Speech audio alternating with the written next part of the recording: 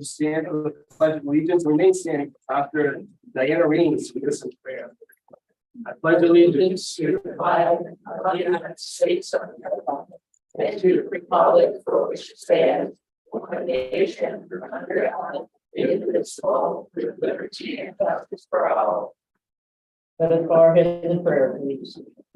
God of peace, we invite you to preside over this meeting.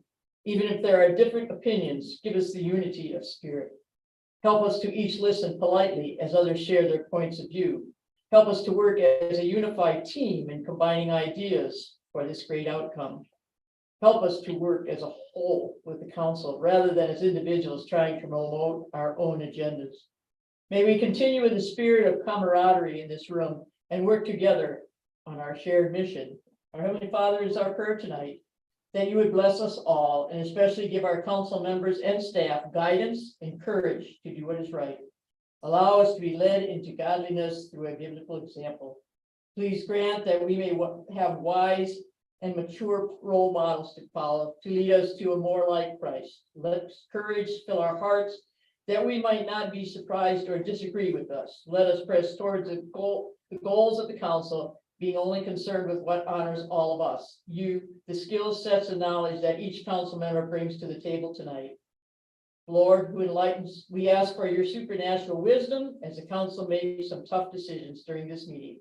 Help them to carefully consider the relevant information that has been gathered and given to them by Danielle. May those sharing information give us pertinent points so we all clearly understand what is going on. Help them to be innovative as they brainstorm solutions. We pray here tonight that you bless everyone present in this meeting hall. Keep us safe. As we pray tonight, we all feel your presence during this meeting because you are with us wherever we go. Father, we pray that this meeting focuses upon you and your plans for us. Let the actions in this meeting be valuable to the community, which is to build us up and edify one another in all that we do. In Christ's name we pray. Amen. Thank you. Lisa, you ready for a roll call? Ready. Go ahead. Lisa Eichmann. Present. Mike Dunner. Here. Glenn Newsom. Here. Bill Gritsmaker. Here. Jerry Hayes. Here. Eric Rogers. Here. Timothy Waters. Present. Thank you. I'll take a motion to approve the minutes of the August 28th, 2023 meeting. I'll move to approve the minutes of our August 28th, 2023 meeting as presented. Or I have one on that. Sorry, guys. Go ahead, Lisa. Bill. Yes. Eric. Yes. Tim. Yes. Mike. Yes. Jerry. Yes. Gwen. Yes. James. Yes. Minutes are approved.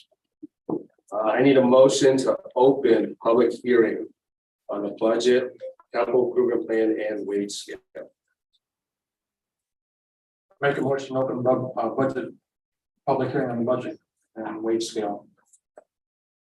I support that. And supported. Any input from council? You need to add CIP in there, capital improvement plan. I thought I must For posterity. relisted. Yes, please. All right. Mike. Yes. Gwen. Yes. Tim. Yes. Jerry. Yes.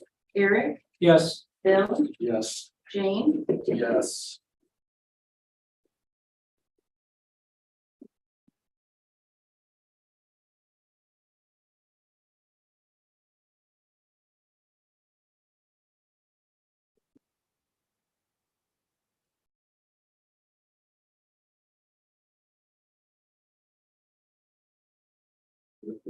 Somebody from the public can speak.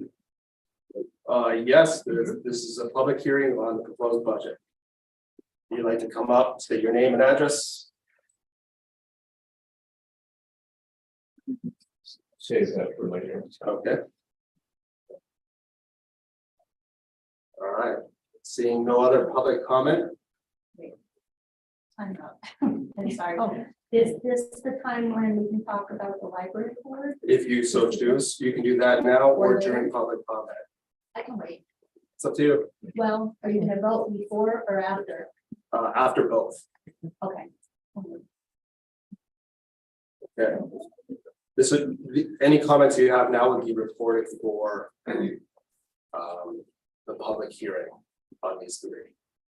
And if you want to have anything entered into public comment for these three specific items, now would be the time. Which three specific items? Annual budget, capital improvement plan, and the wage scale, the proposed wage scale. Sir, if you want to come up, please do. Yep.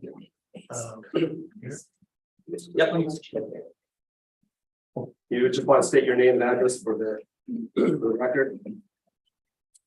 Yes, hi, I'm Ben Eccles. I live at 304 North Lane. And I'm here just to tell you how much I love the library and how much it means to me. In fact, it was one of the three things that made me come to Blissfield 2.5 years ago. That, the gym, and the coffee shop, by the way. And since then, I've grown to love a lot of Blissfield beyond, besides that. I mean, everything's just marvelous, amazing. But it really concerns me that the library is going to be diminished in a substantial way, I think, with the cuts that I've heard about. I would like to encourage you to find that money somewhere, if not from the one fund, the general fund, and from someplace. Anyway, thank you very much. Thank you. So I'll take a minute just to address concerns. I know there's a petition circulating. There's a lot of misinformation on social media as well. So the library board sets the budget for the library. They've asked for $320,000. This council has approved $250,000. The library board can fully fund its operational budget if they use their fund balance. They have $160,000 available to them. So that's all we're asking them to do, is deploy those funds. You mean like leftover funds? I mean savings, Okay. like fund balance 160. Can you show, Greg Brown, 308 Pearl Street, Sure. Library Board President, can you show me that $160,000, please? Show me it in the budget right now. It's not in the budget, it's in the fund balance. And the fund balance is used for what? And where does it come from? The fund, go ahead, Dan. No, I'm asking you, James, Okay, so your fund balance is made up of prior year appropriations. and none of the savings is prior year appropriations. What are they then? You figure it out. You know everything. You have said that we have $160,000. We have $15,000 already allocated from that fund for next year. $9,550 is from a trust that we can't use for operations. What was it amount again, Greg, please? $9,523.93. We have programs coming up. That's out of the 160,000 for sure. It's not 160. I don't know where the 160,000 is coming from. That's that in our general fund, the library has a line item, and that fund balance will be $160,000 as of 9/31 or 9/30, sorry. Bob, You're shaking your head, but that's what my treasurer is telling me. That's insane. Yes, you balance that, you reconcile your bank account every month and you agree to the balances that you And have. I know what we have left to spend. I mean, it might be something like $160,000 right now, but we got 3 payrolls to make in September. We have everything else we have to pay for, including the water and the sewer that comes back to you, whatever DPW But does. that's And not that how fund accounts- accounting works. That accounts for all. Okay, it's of your fund expenses. accounting, okay, but see, you're talking about, I'm talking about actual money in the bank. And you're talking about numbers in a spreadsheet. That's 2 different things. You're not wrong, but you're not gonna run out of money we in will. your bank account.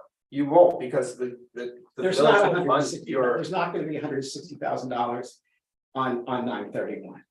There's not $160,000 there now. how much is there now, Bob? Oh, I don't have the figures right in front of James, but Just quick guesstimate. my guess is, okay, we just got the last appropriation, which is about 69 plus what we've paid the August bills. I would guess, I know there's 120 in the savings. Okay, Okay, so you realize that your fund is not made up of just your savings.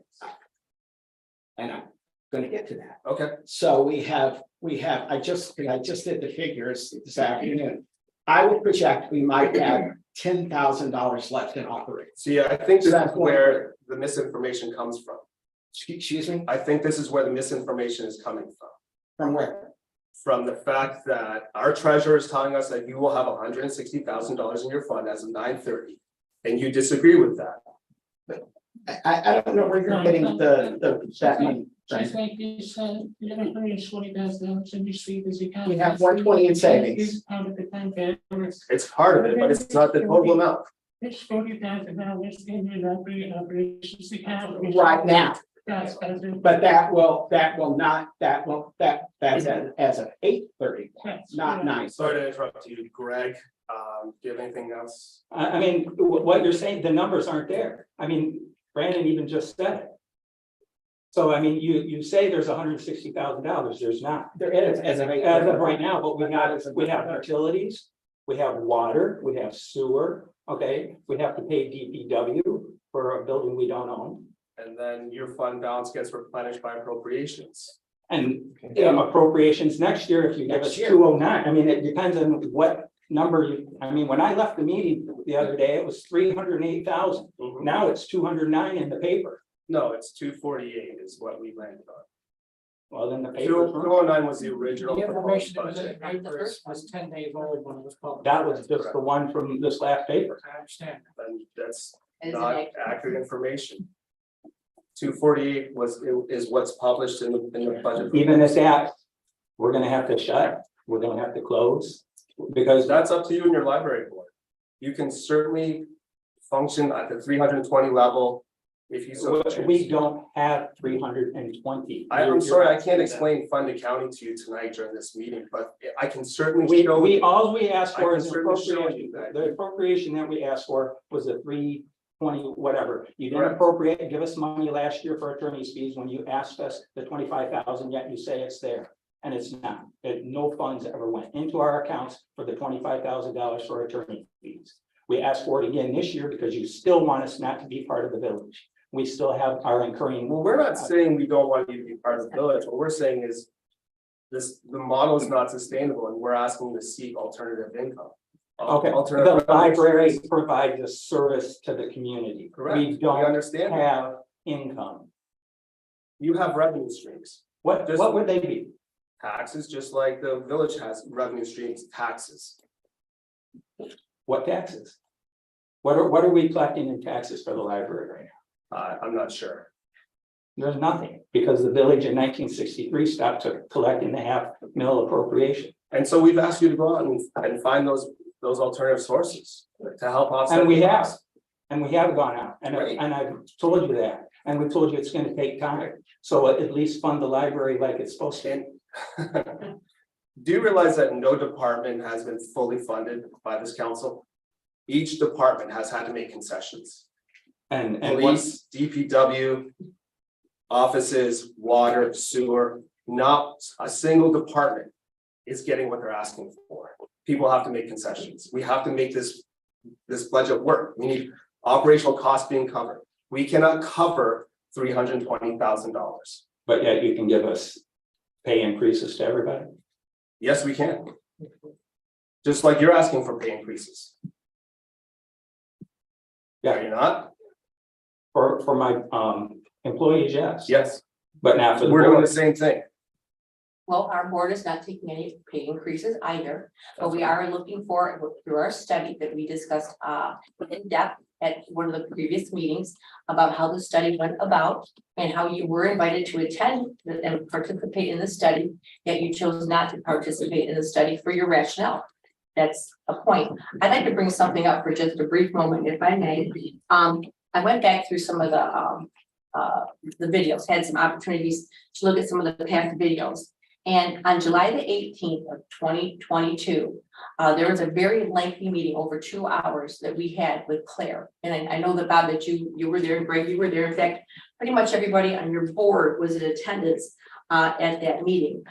because it, stated who was there, and they're here now. So, Joe Spiegel, Oliver, Chris, Peggy, Karen, Bob, Greg, Autumn, you guys were in attendance to that meeting, as well as many people here on this board. And at that board with the, make sure I say her name correctly, Miss Claire, who was part of the process, who is a library law consultant. We've spent a lengthy time trying to determine how we could go ahead and prepare for the budget for 2023. And I know that we had a very thorough discussion, again, with Claire in attendance. Several things were discussed. One of the things that were discussed was the millage. Okay, and that was some part of the past history, but also discussed were some of the perpetual and limited millages. If that was something that we had, I don't know if that's been determined if we have a perpetual or a limited millage. One of the other things that was discussed at that time was using some of the other communities, contracts with the other municipalities for their services. As of right now, the village of Blissfield, the village residents are paying 100% for the services that are being utilized by the library. However, it's not just the village of Blissfield that is utilizing the library. It is also the township residents. It's also residents from Riga, Ogden, and Palmyra. So those residents are also utilizing the library, yet they are not funding the library. The total funding comes from our residents in Not Blissfield. total. Well, so you're correct. I would say Yeah, it's no, that is- 90%, but it's not total because we do get. I'm people saying by the state. that I am suggesting that the I'm other just communities, accuracy. You're close. I mean, 100 is close. I mean, 90. I'm pretty about 90 is 98% accurate, then I would suggest, because my understanding, and perhaps I'm wrong, I don't believe so, according to the conversation that was held with Claire at that 2-hour meeting. These are the other services. You guys had said that you were gonna make efforts to go ahead and talk to these communities. Okay, hang on, I'm not quite done, but I will be, and I'll give you that opportunity. Thank you. So one of the other things that was suggested, of course, was the district library. And one of the things that Claire said specifically, because we know that becoming a district library can take a lengthy amount of time. She suggested that you start on that ASAP. In fact, she said to approach the school district. And again, this was in July of 18th of 2022. I don't know when you've been in touch with the school regarding the district community library. I don't know what date that has been. Perhaps that's been done. I know since we've met and we've had dialogue in the last month that has been stated, but this was July of 2022. Also, at the very end of the meeting, one of the comments made, let me just find my notes here, is essentially that we had said we do not want to be in the same position in 2023, kind of where we were in 2022, discussing how the library is going to be funded. And here it is in 2023, and we're having this issue. So one of the things Claire has suggested was, and perhaps you guys have, I don't know all of the details. You've met with Claire, you've talked with Claire, and you've gone ahead and you've got that ball rolling. I thought the information that she provided was very clear, specifically with her job title and what she was able to provide us at that meeting. So that's where my position is coming from, is that we knew this over a year ago, that this was going to be a very difficult discussion to have. And the numbers were not stated, but it was insinuated, I thought very clearly, that something needs to be in place in order for this board to go with fully funding the appropriations. I agree with And what those you want to people- say. Sorry, Bob, I just want to clarify one more thing. And I know that at that time, in July of 2022, Mike was on board. I know Jerry was on board. I know James was on board. I know Tim was on the board, and I know I was on the board. I believe Eric was out in the audience at that particular meeting. So we were there in attendance and we knew what was stated. Bob, do you want to go ahead and state your name and address for the record? It's Bob Behringer. My address is 2763 Gilman Heights Drive, Adrian, Michigan. Thank you. You did state much of this. You did not say, you did not use a dollar amount. We tried to make clear that this is a lengthy process. We have approached the townships. The townships seemed Did you and we've gone through this what before too. Claire had stated, first, her recommendation was to go to the school district and going. Well, but there were mixed requests, because your request that was that we go to the township and ask for some money. That To was which true. Claire replied, ask them for the state minimum of $3 million. She We did, went and and she also calculated stated. how much that would be, and we went in. She also stated at Can I- 1 minute and 55 seconds into the meeting, Is this my time? No. I apologize, Bob, that was not my intention. No, to this is open interrupt. discussion because you've been doing the same thing. So if it's gonna be a I back and forth dialogue, tried not to. it's gonna be a but back and I forth think dialogue. things It's are gonna not- go both ways. Yeah, I apologize, that was not my intention to offend you. Okay. There were two things stated at the meeting. I remember Claire, because, and that's a general, it's generally considered that the fastest and easiest way to get a district library is to go to the school board. And I agree 100% with that. The problem is you leave out people because all of Riga is not covered. And right now we provide service to Riga, but there would be a triangle in Riga and it's in Whiteford. And there would be a strip in Ogden that I think is in Sand Creek. So that's a consideration. We'd also have to carve out parts of the school district that are already served by other libraries. There was also at the same meeting, at the same time that the statement was made, the opinion was offered that the school board is the best way to get the district. There was the opinion say, you asked and you asked too. You said, could you just approach the townships and ask for some money? Yes. And Claire suggested the 3/10 of a mil, which is considered the minimum. It is not just considered the minimum, it is the minimum to get state aid and penal fines from those areas. And right now they don't come close to that. The reason that we can get state aid and penal fines without that is because they will also let you just take the total. And the total amount provided, as you say, sold by the taxpayers of the village of Blissfield is enough to cover all townships, according to get the state aid and penal fines. You're exactly right. My point is, and I said that at the meeting too, this is a Yes, you lengthy did. process. We're not going to come back with a check from anyone. I mean, well, I mean, we could have, if one of the townships had gone, yeah, okay, we'll write you a check. That didn't happen. We had one township that said, well, maybe we don't need a library.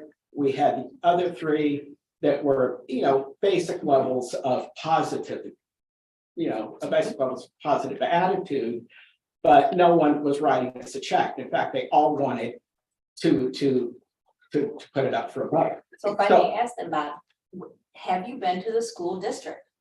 And when? That's next. That's next on the list. Okay, so because my we question is struck- this, we- why was it not done in conjunction with, and that was on the video as That's- well, or excuse me, You during have- the meeting as It's well. just a matter of trends. It was in And conjunction with it's- it on July the 18th. I'm not sure why, when Claire, again, this professional who we had for 2.5 hours roughly, that was her suggestion, and as you No, stated. that was not most- a suggestion. That was a I recommendation. was just gonna say, that was her recommendation, and she made clear. She also said you can approach the townships. which is She what we did state that, but she also stated that one of the quickest ways for you to get money was through the school district. And you have not attempted to talk to the school. That's not district true. as a group. Let's talk to people. You just stated to me that you haven't talked to We the haven't school gone to district. we haven't gone to the board. I am hired help. I am not part of the library board. If this was my board and I was not sure exactly what appropriations I would be receiving, you bet I would have been to that district or to that school board and I would have talked to them about this. When I heard Well, this on July the Because you know 18th. what you wanted. I mean, that's, So we you're are not wanting trying, the money? we are trying to do this. We are trying, I just feel like I'm talking, I'm blue in the face because I'm not feeling like I make anything's registered. We want to get a district. We do. I mean, that's what we want. And we do think that the school board is the best way to go. But we also understand that when you go to the school board says yes, then the taxpayers of Riga, Ogden, Palmyra are swept in whether they want it or not. And so you like to go to the townships and at least talk to them. And you had a about it. year So to it's do not that. going. And we have, We- and attorney wise, our attorney, which Claire is just a general person for a consultant for the state of Michigan. Our attorney made recommendations to us and we paid our attorney. And the attorney said, go to the local townships and have a conversation with them. And they said, don't, if here, the bottom line is, if you're gonna do a district, don't ask for the 3 pence and don't ask for the $500,000, because the taxpayers are gonna say, oh, we're gonna pay a $500,000. And And then we gotta do 3 tenths of a mil. And now we have to do whatever else it is, And the she mill, stated and that it'll be 2.5 years, and that's the other thing we said. Okay, Climax, it took them 3.5 years, the community of 700 people, 3.5 years to form a district So library. we understand the time frame that it takes. You've requested $320,000. We found $320,000. I don't understand what the problem is. Because it's not, it's, some of It it's is there. phantom money, It is there. phantom money. It is not phantom money. You have $120,000 in your account today. At the end of September, you will have 160. We will appropriate $250,000 over the next 12 months to you. You have $320,000 to spend in your operating budget. On top of that, we found $100,000 for you to fix the roof. You did, where? It's in our budget Oh. that we're gonna pass tonight. So we've appropriated $348,000 to the library. Can I ask you? No, hold on a second. So what is the stumbling block with the 320? Why can we not understand that? That money is available for you to spend. You can spend it. You can, all the programming you want does not have to be cut. All the labor hours you propose in your budget, you can fully fund. No employee has to go anywhere. The hours do not have to get reduced. The programming does not have to get reduced. $320,000 is available for you to spend. You keep shaking your head because this is the stumbling block, then it's. 9,550 of that is trust fund money. Can I ask a question? I don't understand how you're getting from 100, because you just said we have $120,000 in a savings, and at the end of Your savings you will account have and the 160. general fund. We have a line item in our general fund, and between your savings account and that line item, that makes up the library fund. Okay, so not all the money that goes from the general fund makes it to your bank account. Some of it stays here, and Lisa writes checks from that, pays a lot of bills from that. Oh, no, that's how the fund library account operating works. account. I know what that is. What I'm saying is, you say at the end we'll have 160. I'm not understanding how we actually add $40,000 when we have a month of bills to pay and no income coming in. About 120 at the end of the fiscal year. Because Well, I have the 40 120. you'll spend over the next. So I thought our budget said 160 as of 9/30. It was 150 and some odd. And And I That's don't after all see appropriations how this how year. that. That's after all the final appropriation for That's for 2020. revenues, expenditures, yes, so if they spend everything, and let's say I have an expenditure incorrectly. Even with that, next year, if you spend every penny that you guys have budgeted, you're gonna have 72,000 left in your fund balance. 72? Yeah, and That that's means that, every, but that you spend that every counts the, penny, wait, that counts the savings account too. What's the savings correct, account? yes. Okay, that's more like it. What do you mean that's more like it? I told you 160 as of 9/30. How's that more like it? No, you said 70,000. At the end of 24. Oh, God, At the end of no, at the 20. end, no, at the end of, okay. And that's if you spend Two things. everything. No more things. This is the facts. The facts are 160, Bob. The facts are 320 available. James. It is. That's what my treasurer is telling me. It's been reconciled. It's been signed off. Okay, that's the budget. And it's wrong. I mean, Brandon, Have you come in there's since the proposed budget savings. workshops to talk to the You said treasurer? there's 40 in our operating account right now, but we still have to pay all of September's bills. Correct. So 120 plus 40 is indeed 160. Minus September bills is not 160. Again, look, come in and talk to the treasurer. Come in and talk to the administrator. Go through the fund accounting. Because you're going to end up with 160,000 as of 9/30. That's what's budgeted. That's what's appropriated.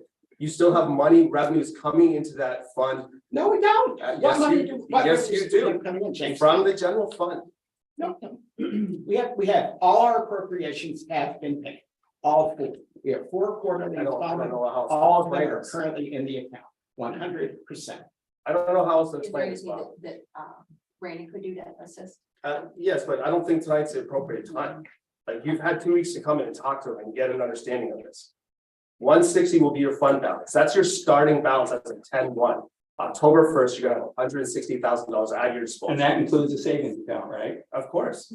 There won't be 160. The savings account and the line item make up your fund balance, right? No, we have already budgeted money out of the savings account for programs already. So you can't use that money. Oh, I'm realizing what you think. You think there's still that $25,000 for. No, for there's the nothing to do with attorney. $25,000. And it's not. No. No. We don't have the broken It's down. budgeted, Broken down it's line budgeted. items So like you- you guys, you guys need to go through the village treasurer. You have your QuickBooks, whatever that you have it broken down at, but you need to reconcile the village treasurer. Because that's what the numbers are. That's what the numbers But there's no. that show. Greg, what's the budget you emailed? There absolutely is. What? What is the budget you Yeah, emailed? I'm sorry. What is the budget you emailed? The $320,000. What is that budget? That's the the thing. appropriation request. That's the That's thing. what we needed including the That's 25,000. all the money you're planning on spending in the next fiscal year. Oh, yeah, no, it's 320. 320, that's Well, it the, wasn't quite three. It was about 303 plus the 5,000 for the election expenses and again, the 25,000 for the attorneys. So it was not quite 320, it was more like. They actually Like requested 303. 332,576. so That 330, so was what's election the 332 are your proposed expenses for the next fiscal year? Right? Well, no, that's not all, because there's also $35,000 we spend directly from that savings account. And that is programs. You shouldn't have that savings account. That's the Yes. problem. It falls back. We You did- run we under did the give realms that of to the you. village. We sent Bob. it You to- we have sent to the you budget have to request go to to the change. village treasurer. You can't have separate accounts like that. Okay, first of all, I begged, when Jim Monaco was here, I begged for access to your savings account. And I was told, no way, no how.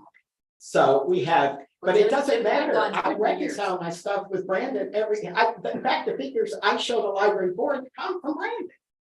That's not the guy is and the registrations that he's got, that is not a separate bank account. It It is accounted for, the one that you should talk about.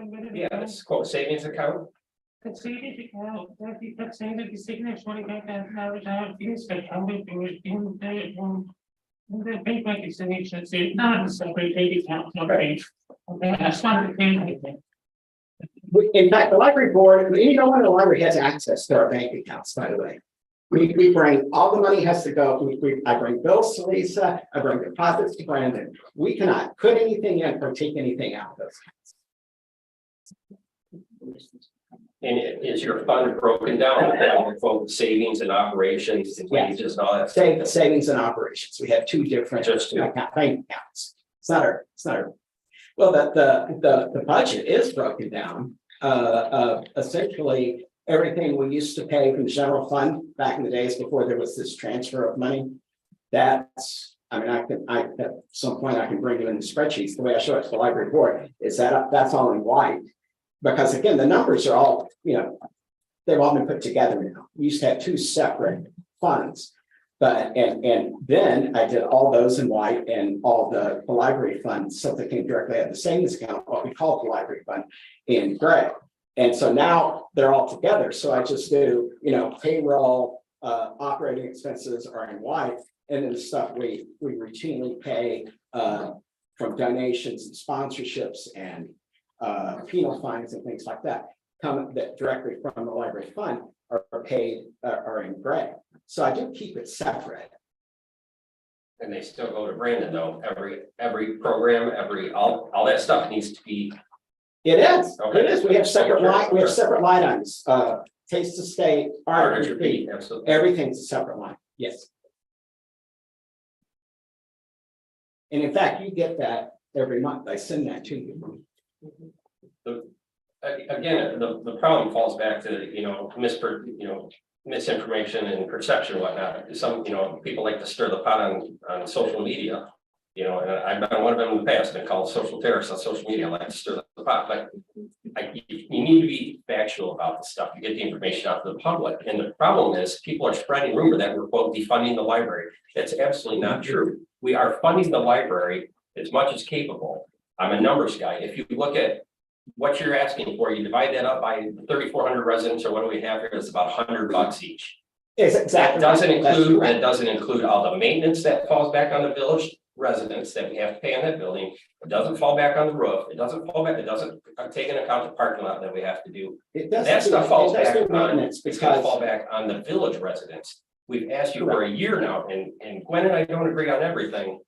Shocker, but 100%, we were here, we said this, we said we cannot continue to fully fund the library as is. And we don't want to be in this position next year. We don't want misinformation where people are mad at us, because we told the library board that we can't continue to fund it the way that it is. And the movement by the library board to consider. for us has been very slow. We want to continue the library. We understand the great things that it does, and things above and beyond, besides just books. You've got the internet, you have the programs, you bring people in for story time, all that kind of stuff. We absolutely agree that that's a great asset to the village. But it boils down to what can we afford? We have to sit here and look at not just the library, but we have to look at the infrastructure projects. We have to look at everything, the big picture. And I hate saying that because I hate when my boss say that, but we do. You're really true and honest, and I appreciate that. The movement has been very slow, and now it's coming back to make us look like we're defunding the library, when that's absolutely not true. We have been trying to get you guys to move forward. We've been trying to say, do we want a district library? Do we want to talk to the townships and neighboring communities to help fund that? And We want to talk to the school board. And that has been a very slow process, and I think that's our frustration up here. We got 6 people. And I said this when I was here before, if I'm gonna go talk to you, or I'm gonna talk to James, even James could come to an agreement pretty quickly. You and I probably will faster, but that's when you got 6 people talking to 6 people, and they gotta go, and 6 people gotta go over here, and the townships all meet at the same time, except for Riga. That's the only one we need. So it is a long process, because we got to go. We tried spreading library orders out. Bob, I'm gonna ask you to pause. Karen Wagner is really excited to say something. Sorry, I just want to. You want to state your name and address for the record? Sorry, my name's Karen Wagner. I'm the treasurer of the library board. I just want to sum basically up what Bob was going to say, and that is just to address, because I feel like I don't want to fight right now. I want to get along and make this, and I feel like it's like you guys lob something our way, and I feel like I don't want to do that. So I do want to address, though, going to township meetings and talking to the townships. First, we went to the 3/10 of a mil. Our attorney said, you know what, so they were wishy-washy, and they said, we're gonna put it to a vote, the townships. We all went there once a month on different days, our boards spread, and we all went to each township. So this is the first round, and then our lawyer said, if you're gonna ask for 3/10 of a mil and the township wants to put it to a vote, you might as well ask for a millage. So then you guys fully funded us last year, which we weren't sure if we were going to, because you said, go ask for money and we'll think about it. Well, I remember being at the Riga Township meeting and finding out, oh my gosh, they fully funded because you were having a meeting at the same time. And we found out we were fully funded, and we just asked them for 3/10 of a mil because we might not be fully funded.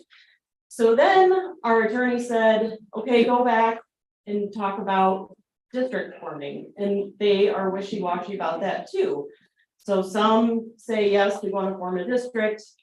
So we want to approach the school board. It's just our board meetings have been 2-3 hours long every single month. We've been trying to work and get it out into the community because we know a vote is going to be on the ballot. We want to fully fund the library. I don't mean to get emotional. I do want to stand up for the library board though, because we have been very, very active in this pursuit. And it will take another year, and that would be lightning speed. That's what our last counselor that came to our library board meeting that's trying to help us do this told us 2 years would be super fast. So we are trying. I do want to just point that out. We are trying. Thank you, Karen. And I think this village council is trying to support you by getting the funding request appropriated. I think we've been able to accomplish that if you dip into your fund balance. And I'll say this about fund balances. No other fund has what amounts to your current budget, 9 months of a reserve. And if you use $70,000 to make up the difference, you'll have a 6-month reserve. Our fund balances normally are about 3 months, less than that. 3 months is a comfort zone, 4 is better, 2 is more than normal. So we're asking you to deploy those funds, and that is something all municipalities do. You don't retain fund balances because that money doesn't work for you. Yes, sir, go ahead. Please say your name and address for the record. Virgil Diver, 662 Quarter Circle. Wouldn't the best solution tonight so that 60 people don't sit here and listen to everybody argue? Why don't you have a committee, and why doesn't the library have a committee and get together and show the figures together, so having all us sit here and they're arguing back and forth. So I've never been to a meeting that's been like this before. This is ridiculous. Sir, we had 2 4-hour budget workshops that members of the library board attended both nights. This was all discussed. This could have been the last 2 weeks. The library board has had ample opportunity to come and speak to anybody on village council or administrator or treasurer. And this budget has to get passed tonight. It has to go into effect as of 10/1. So I think the time for talking is over. There's obviously a stumbling block between the fund balance and what's available and what's not. Our treasurer and our administrator have reconciled that account. They say it's available. We're gonna ask that the library board deploy it if they so choose to. If not, they can go ahead and do whatever they want with the $248,000 that we're gonna appropriate to them in the next fiscal year. Okay. Go ahead if you want. This is Dawn Trapias, 332 East Jefferson Street. When you say first of all, I'm not educated on this situation at all. I'm here just listening, but just have a question. When you say that the library can deploy those funds, what does that entail to get those funds? To deploy them, like, is it to go through the village and ask for the money? Because you had indicated that The fund balance will just start to decrease towards the end of the year. That's it.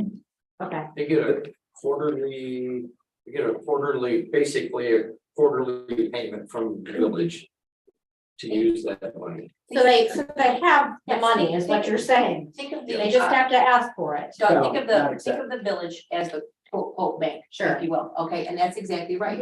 So 4 times a year, the monies from the bank, village, Sure. go then to the library.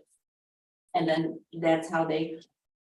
And it doesn't actually move.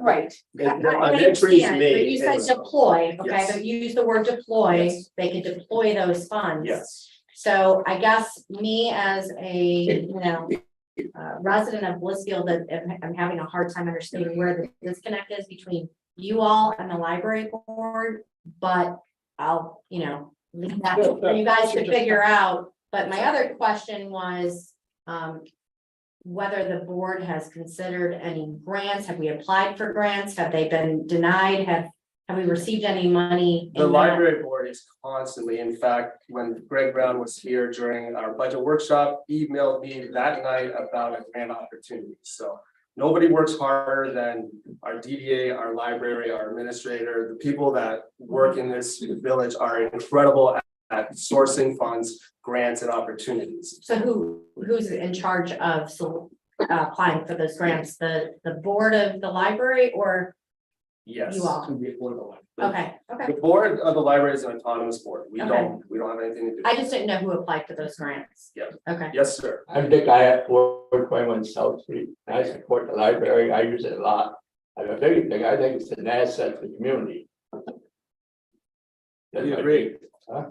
We agree. I think we should help them out with money. And we do, and we are, We're trying.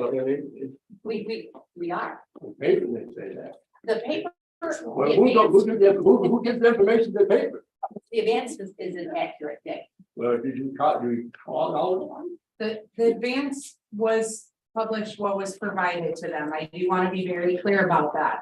In order, I am required to have it published 15 days prior to the public hearing. Sent after, so I put it out 15 days before the advance published it. In that time, there was changes made at the council level to the budget appropriation. So what is the advance putting? The advance did not make an error. I just want to put that out there. Let me clarify that, when I say error, I will be honest, the advance does make errors. Well, they all make errors. Then you have to. I have made errors, No lie. and I'm not gonna say that I haven't. Like I What said, to the say. information they got. The information they have at that time was correct, however, it's dated material, and had someone come in to perhaps talk with our administrator, it would be more accurate. Perhaps that's a better way to say it. Diane Burgermeister, 626 South Lane Street. I'd like the council to weigh the needs of, the infrastructure and other budgetary needs with the benefit of having the library. I did a little research. 86% of Americans use the library and they visit in person. 75% state that libraries are important to families. Libraries play an essential role in local communities by providing access to information and resources, supporting literacy and education, providing lifelong learning, and serving as a gathering space. Patrons use the library to gain knowledge in order to create new businesses and new independent works. Libraries are the people's university, providing access to education that's not determined by one's social economic status. We all know the high cost of college education, so people have access to resources for trades and for other occupations through the library. Libraries, as I said, provide important business resources, especially for small local businesses. Libraries are places where people come to know themselves and their communities. Libraries archive our historic and cultural histories. Library collections grow out of the specific needs of the community, and they serve diverse groups, seniors and the disabled. Let's see, they become hubs for a more vibrant neighborhood and community, and they connect people with services and help. They strengthen communities. So I'd like you to weigh infrastructure versus people. The needs of people. Thank you. Thank you. Sure. First of all, I just want to, I come in peace and I do. Christine, can you say your name? And Oh, I'm sorry, yeah, Christine Bertle, 241 South Monroe, Blissfield. Thank you. Sure. And so first off, I want to say thanks because I know you guys have a hard job, all of you, and I appreciate all that you've done and all that you continue to do. I had a lot more I was going to say, but it's been a long night already, so I'm just going to read this letter. It's a letter of support from 52. We have 52 people who signed it, a letter of support about the library, and all these people, many of which are here because we asked them to come. And so I'm just going to read this. Dear Blissfield Village Council, we as voters and village taxpayers value the Schultz Holmes Memorial Library as a community center and location for educational enrichment. The library provides valuable services to all our community, not only books, but also computer access, e-resources, and programs for all ages. Libraries are a proven economic engine, bringing in out-of-town visitors who spend time at local businesses. A decrease in the appropriation from the Schultz Holmes Memorial Library would be detrimental to our community, as both individuals and families of Blissfield would lose services and hours available to use the library. Such an action would also send a message that village government puts less value on the sorts of things the library provides than on the areas the village fully funds. Therefore, we as voters and village taxpayers support fully funding of the Schultz Homes Memorial Library, an institution that helps our community grow and prosper. And it's signed by 52 people. And I think I just want to add, I'm hoping maybe everyone here learned a little bit today. And I hope that we can get some clarity on exactly how much money the library does have, because it seems like there are a lot of answers in the room. So, thank you. Can I give this to you? Sure. Can we sign that too? Sure. Okay. Maybe get 54. Maybe you can go around the room, sure. Yeah. Thank you. Hi, Others. I'm Josephine Siegel, and I'm a member of the library board. And I have a long history with the library because my first job was there. But what I would think we need is someone from council, later on, so to speak, to attend our meeting at least once a month. We've had that in the past from a prior administrator who did that, and I think so much of what happens is lack of communication. That's a big thing, and I just think that if we had that, and we could communicate on a more regular basis, and maybe eliminate some of this. So I would like that to be considered. Thank you. Thank you.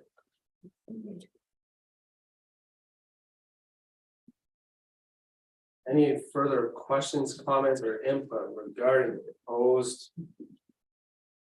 I just want to throw out there, I know Chris made a comment about other departments that are fully funded. We have $1.3 million in unfunded capital projects this year. Across the other. Right, that's requests across all departments. Do we have any that are fully funded? No. No. Our projected revenues are about $2.2 million for the next fiscal year. Between operational costs and capital improvements, we're pretty much tied. So that's why we're relying heavily on the fund balance to make up the difference this year. And hopefully things get better next year. That's why we kind of we sort of asked last year that alternative sources of funding are going to greatly improve your chances going forward. And we have been working on it. Yes, and I know it takes time, and I think we're going to get you there. But again, the deployment of funds is going to be vital for if you want to operate at your currently proposed budget. So I say this to the library board, go back and look. I don't know if there's any changes you want to make or can make or whatnot, but that would be my only input. Yes, sir. Virgil, welcome back. I have no problem with any employees. I think they're all great. Most of them do a good job. If you're that short on funds, how can you give all those rate increases that were in the paper?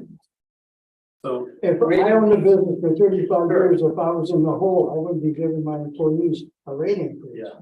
I mean, that's a valid point.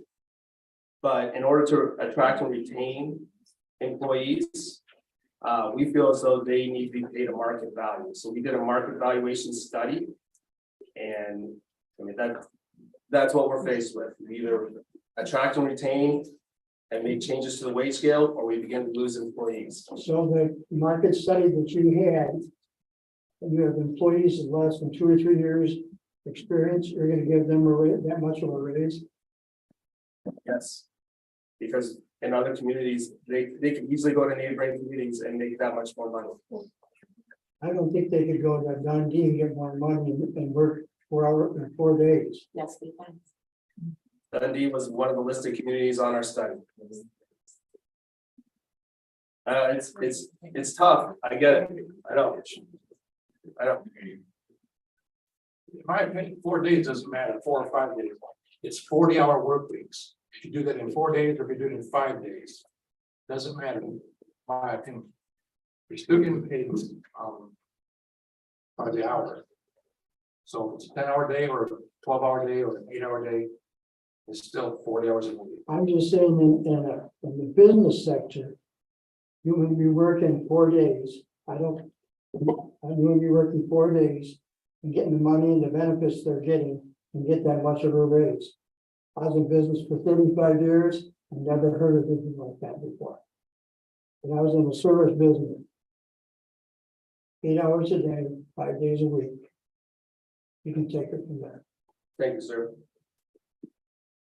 I just want to make one comment. Oh, I'll wait. Hi, I'm Karen Garno. I live on 1143 Carroll Road. I live in the township. I frequent the library probably more than people in this room. It's very important to me. I heard that the township does not pay anything to be able to use the library. Why? Why is that not part of our taxes? That'd be a question for your township board. Okay.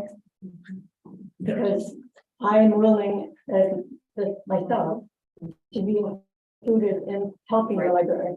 And I think I know a lot of people that would agree. And you currently pay $100 a year, that's the new fee for out of village I residents. would pay more. Okay, well, that's what they would, that's, I just went to the library today and picked it up, I did see it there, so again, it's $100 or $30 a quarter for village residents to utilize the library. And again, think about that spread across a much larger population, if you do it by the school district, or if you do it by the surrounding municipalities that utilize that library, that still falls back on the backs of the village residents to pay for. Thank you for that information. Yeah. I wanted, where's Joe Spiegel? This is Spiegel. Thank you for your comments. Totally agree with you, what you're saying regarding attending the meetings. I think that goes on both sides, meaning communication from the library coming to us, as well as us going to you guys, which I'm sure that you're in agreement with as well. Eric is Rogers is beginning to attend those sessions because we've obviously recognized this. It wasn't until we started doing our budgeting workshops here, did we find out that the library board, we did not know this literally until the budget workshop that you guys had been to the communities. That had not been shared with us at all. It wasn't. Would you guys agree with that? So we did. Excuse me? I knew personally, but not. I did not know as a board, and many of us, let me restate, many of us did not know on the board that you guys had done any visiting to the communities, did not know that. And that didn't happen until, I think Greg was the one that shared that information with us. We would have known that if you'd come, well, we should have known that. We should have, I don't. That's why I'm saying it kind of goes both ways. It does, and we have been coming to your meetings, but Eric is the first one who's come to one of ours. Yes, we're doing the liaison as well. So that's good news, but Right. that just happened a couple Right. days ago. So I totally agree with you. Mhm. it does go both ways. It does go both ways, again, but the point I'm trying to make is that when you guys were, and I don't want this to come across as we're pointing fingers. That is not how I look at this at all. It really isn't. That's not, again, my intention is to back forth, back. The point is that, I wish I would have known that you guys were making those kind of commitments as well. I was not knowing that until, again, Greg shared that information with us. Pleasantly surprised to hear that. So thank you. So Joe, thank you. Going back to the part with the communication, I think that is. And then as far as losing services, you guys, that is not up to us to determine that. That's been stated. It is your library board, and the library board will take that amount of money to come in and they'll make the decisions. If they want to go ahead with their raises, they can go with the raises. If they want to continue with all the amount of magazines or book purchases, et cetera, and all the programs, that's their decision to make. We don't make those decisions. We provide the monies, and then the board, which it should, you guys make the decisions of what to do with those monies. Of course, based on how much we have. That is correct, but that's where the fully funding, maybe you won't be able to purchase like us. We won't be able to get all those great magazines that you like. You're gonna have to pick and choose. You're gonna have to go ahead and make your decisions. And that's the point I want to make is we're kind of getting pointed to as the bad guys, and we're not making those decisions. What you're gonna do, here's the money, and you do with it what you will. Just like we get the money, and we have to make the hard decisions. Are we gonna go ahead and have trash pickup? Are we gonna go ahead and have the wood, where everybody picks up the brush pickup? That is a very significant amount to our budget. Are we going to continue helping out with the community days, the the festival. Those are decisions that we have to make as well and determine what we're gonna fund. And the woman that said that, I apologize, I don't have her name right here. I think it was Diane, who was stating the part about, people. We are thinking of people. We also have to think about all of the residents. And all the residents have the opportunity to go to the library, won't disagree, but we also have all of the residents that we have to consider for the parks, for the recreation. It is a tough job up here. We don't like saying no to anybody. But again, no one group of people is getting fully funded. No one is. That's all I have to say. Thank you. Christine, how many people are on your board? 5, When is your next meeting? 6, I'm sorry, 6. We meet the first Thursday of each No, month. we switched. We just switched, but It's the second Tuesday. it will be the second Tuesday, starting in November. So So everybody next month that's will be- here, everybody that's here in support of the library, just so you know, you have 6 people doing all the heavy lifting for you, trying to get alternative sources of revenue, going out to townships, going to meetings. So if you're here in support of the library, the first Tuesday, Greg, No, it's the first. Second the Tuesday. second Tuesday of every month, they could use your help, your input, and your support. So if you want to be a steward of the library, if you want to see it continue, I suggest you make those meetings and support your board. After October, After because October stays the. Yeah, that's what I was trying to say. Right, all right, a bunch of people have to go. The first Thursday. The October meeting will be October the 5th.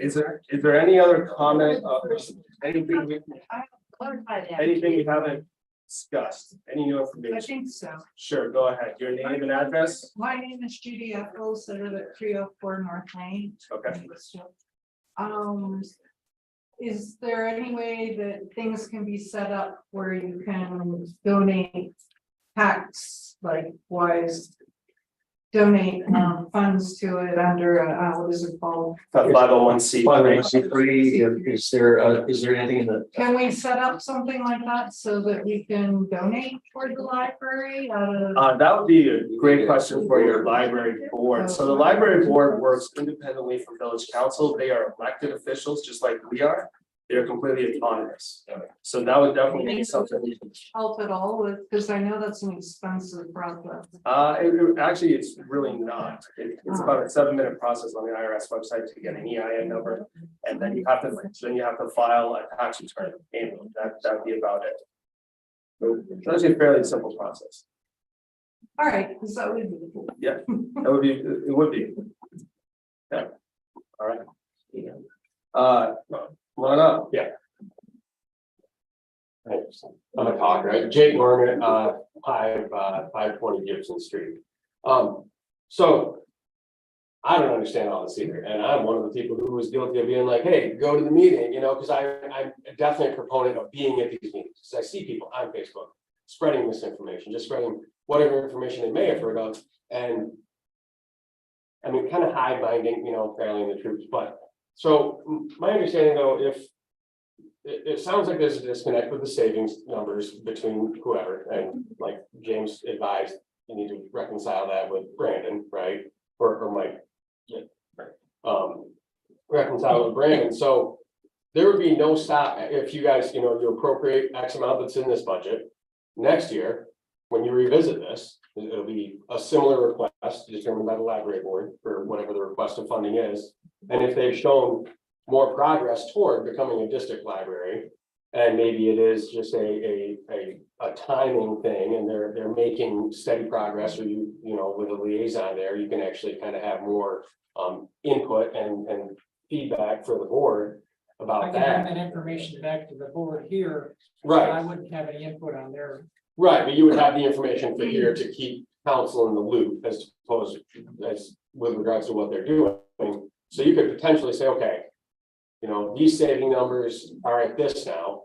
They're much lower because they did spend down, and maybe the numbers were off or whatever, and we reconciled that and we understand now. So we're going to appropriate more funding the next year if they need it. I mean, that would be obviously an individual council decision at that point. But you could come back and increase the budget next year if they are making the steps towards becoming a district library. Yeah, I don't think it has anything to do with making steps towards. I'm thinking that that's sort of a separate issue unto itself. Okay. The requested amount versus what we can afford this year is the discussion. That's, Yeah, certainly everything not a else is sort of punishment. like, It's also. it's sort of noise, but Right. yes, we felt we could afford 250 and we can ask them to deploy their fund balance to get them to their requested 320 or 330, whatever it was. Right, next year, the numbers might change. We have a number of capital improvement projects we hope to get started. Maybe we can find grant funding for them. Budgets are super fluid from year to year. So this year we fell short on the appropriations for all departments.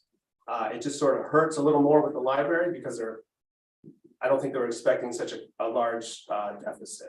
But the reason we're doing that is because they have the fund balance to make up the difference.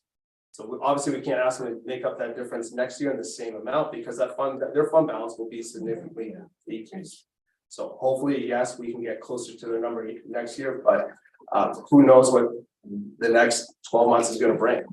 And that's also not to say that we didn't work very hard to try to take from other funds Right. and shift that back into the library to try to fund it. We recommended it at 209. I was saying, that goes back to the initial From form. other funds and other Yes. departments to try to refund that. Right, I understand that. I mean, I understand it's all very wants fluid. versus needs versus what.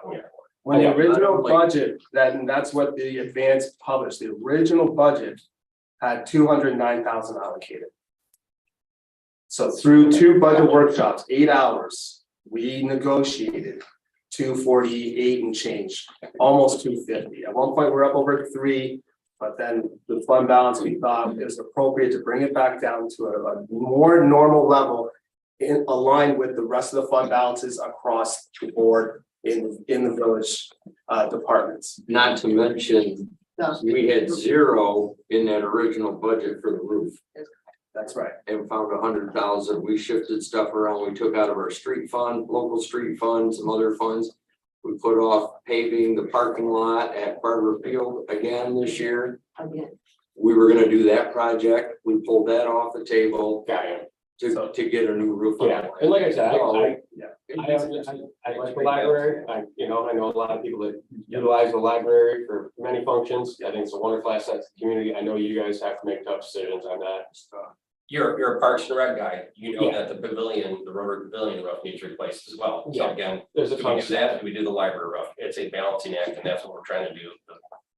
The best bang for the buck that we can afford. And then that's another project we're not getting done next year. The Rotary Roof. Or the roof on the depot, which needs to be done.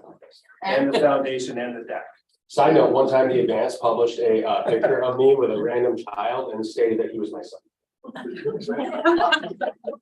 It's on the front page, I think it's funny, that's my one, but I'm just saying, but they offered a little retraction, they said, you don't need to, and I thought that the whole time. Yeah, that was, okay.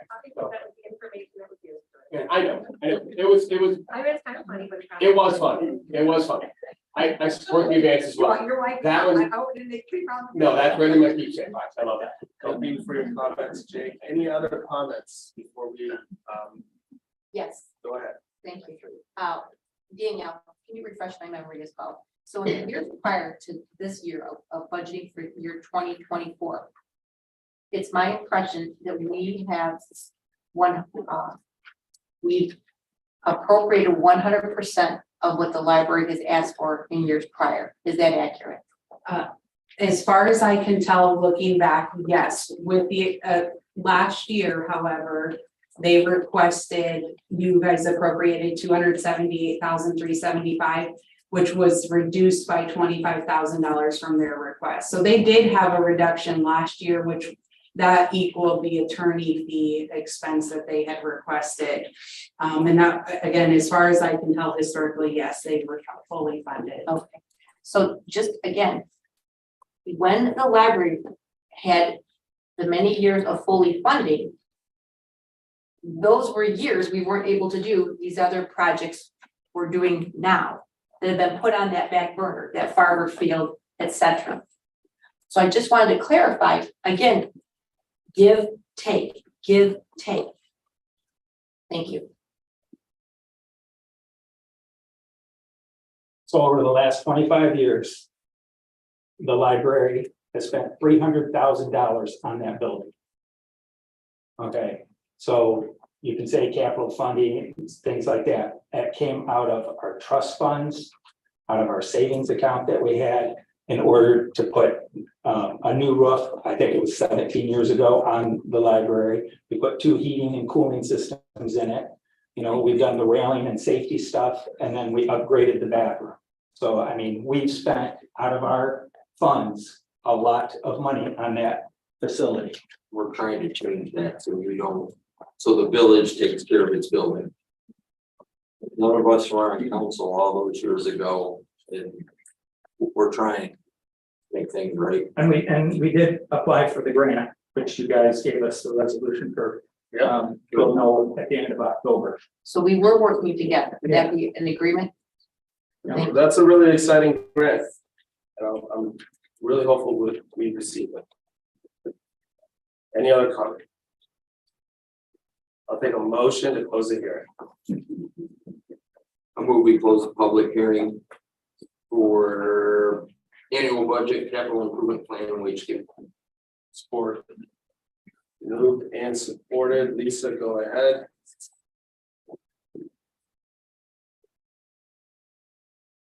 Eric, Yes. Bill, Yes. Mike, Yes. Gwen, Yes. Tim, Yes. Jerry, Yes. James, Yes, thank you. Just again, after October, first Tuesday, second Tuesday of the month, your 6-member library board can use your support. Thank you. I'll take a motion to approve tonight's agenda. I would like to make one amendment. Move what do you want to remove, Danielle? The library facility. The library facility piece, we'll just strike that from business.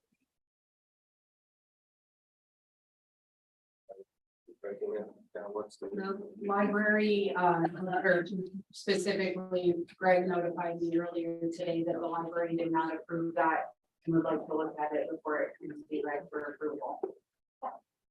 Were they supposed to look at that at this past week meeting? Yes. Yeah, they had sent it to us and then it did not pass their board. Or they looked at it? They discussed it at their meeting, but it did not pass. They tabled it till their next meeting. It didn't pass or they tabled it. They tabled it. Move to approve the agenda of September 11, 2023 as amended. Moved and supported. Lisa, Who supported that? Mike, Okay, thank you. Gwen, Yes. Jerry, Yes. Tim, yes. Eric, Yes. Mike, Yes. Bill, Yes. James. Yes. Thank you. Clay, do you want to come in and have a seat? There's a lot of empty seats now. Come on in. Come on in. Let's come on in. Don't hide out. I'll open it up for public comment. Items on the agenda, items not on the agenda. None? Everyone's got their say. We'll move on to unfinished business, council. Does anybody have any unfinished business? The only item we had was general. Yeah, but I think you can bring up anything you want at this point, right? Correct. So. So the unfinished, we don't have anything official. Anything to discuss? All right, I'll move on to new business if that's the case. First item of new business, payroll. Can I get a motion for the payroll for August 2023? Certainly. Move to approve the payroll register for August 2023 in the amount of $139,352.96. Support. Moved and supported. Go ahead, Lisa. Bill, Yes. Tim, Yes. Mike, Yes. Eric, Yes. Jerry, Yes. Gwen, Yes. James, Yes, thank you. I'll take a motion to approve accounts payable for August 16th, 2023 through September 12th, 2023 in the amount of $292,295.52. I'll move to approve the accounts payable for the period of August 16th, 2023 to September 12th, 2023 in the amount of $292,295.52. I'll support that. And supported. Thank you for your comments tonight. Thank you. Any questions on the bills? None? Go ahead, Lisa. Tim, Yes. Gwen, Yes. Mike, Yes. Bill, Yes. Eric, Yes. Jerry, Yes. James, Yes, thank you. Action item number 3, the resolution to adopt our budget. Hold on, let's go back, sorry, real quick, just on the bills, the 51,200 that paid for the park trail. Again, a huge thank you to Rotary and all the donors that made us pull that off. I think that's a great project. It's definitely a welcome addition. So thanks to the Rotary for that. That's the kind of things that we can appreciate because it gives back to the community. It's the benefits of the things that we can't obviously afford or would love to do. So I really appreciate the Rotary and all the donors to make that happen.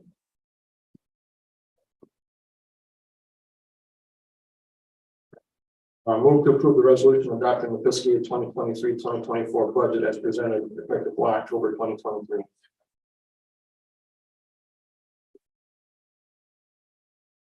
I'll support. Moved and supported. Any input from council on the budget?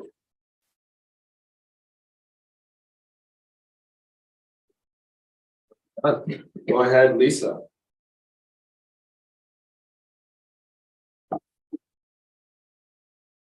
Mike, Yes.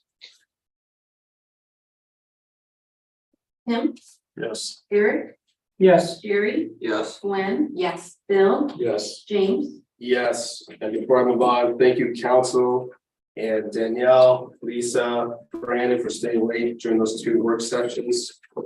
That was a grind, but we got it done. So Tim didn't have to come in Wednesday night. Thank you. Action item number 4, resolution to adopt the capital improvement plan for the next fiscal year.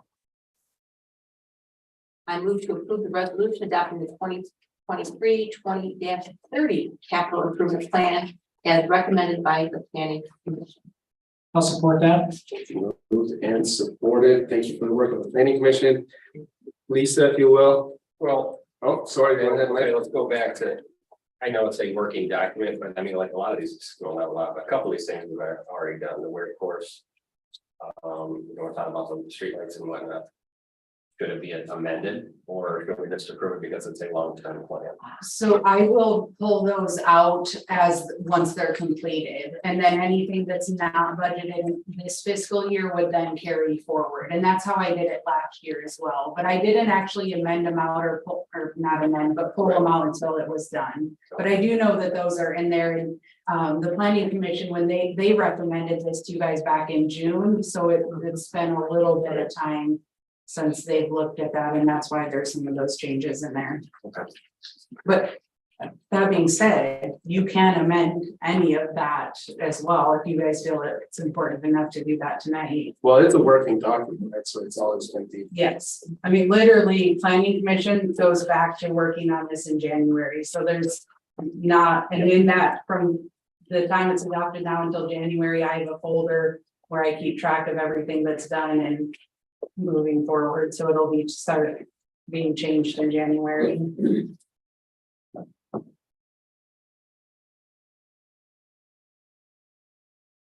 You okay with it as is, Mike? Yeah. It's approving something that's already been completed. Yeah. But I don't think it would be in last year's plan, so it's better to approve it and have it completed. Is that correct? Yeah, so I think it sort of documents the fact that the task has been complete. So. Jerry, anything to say about that? You're on the planning commission. No, I mean, we worked hard on it. We're just getting ready to finish up, the master plan.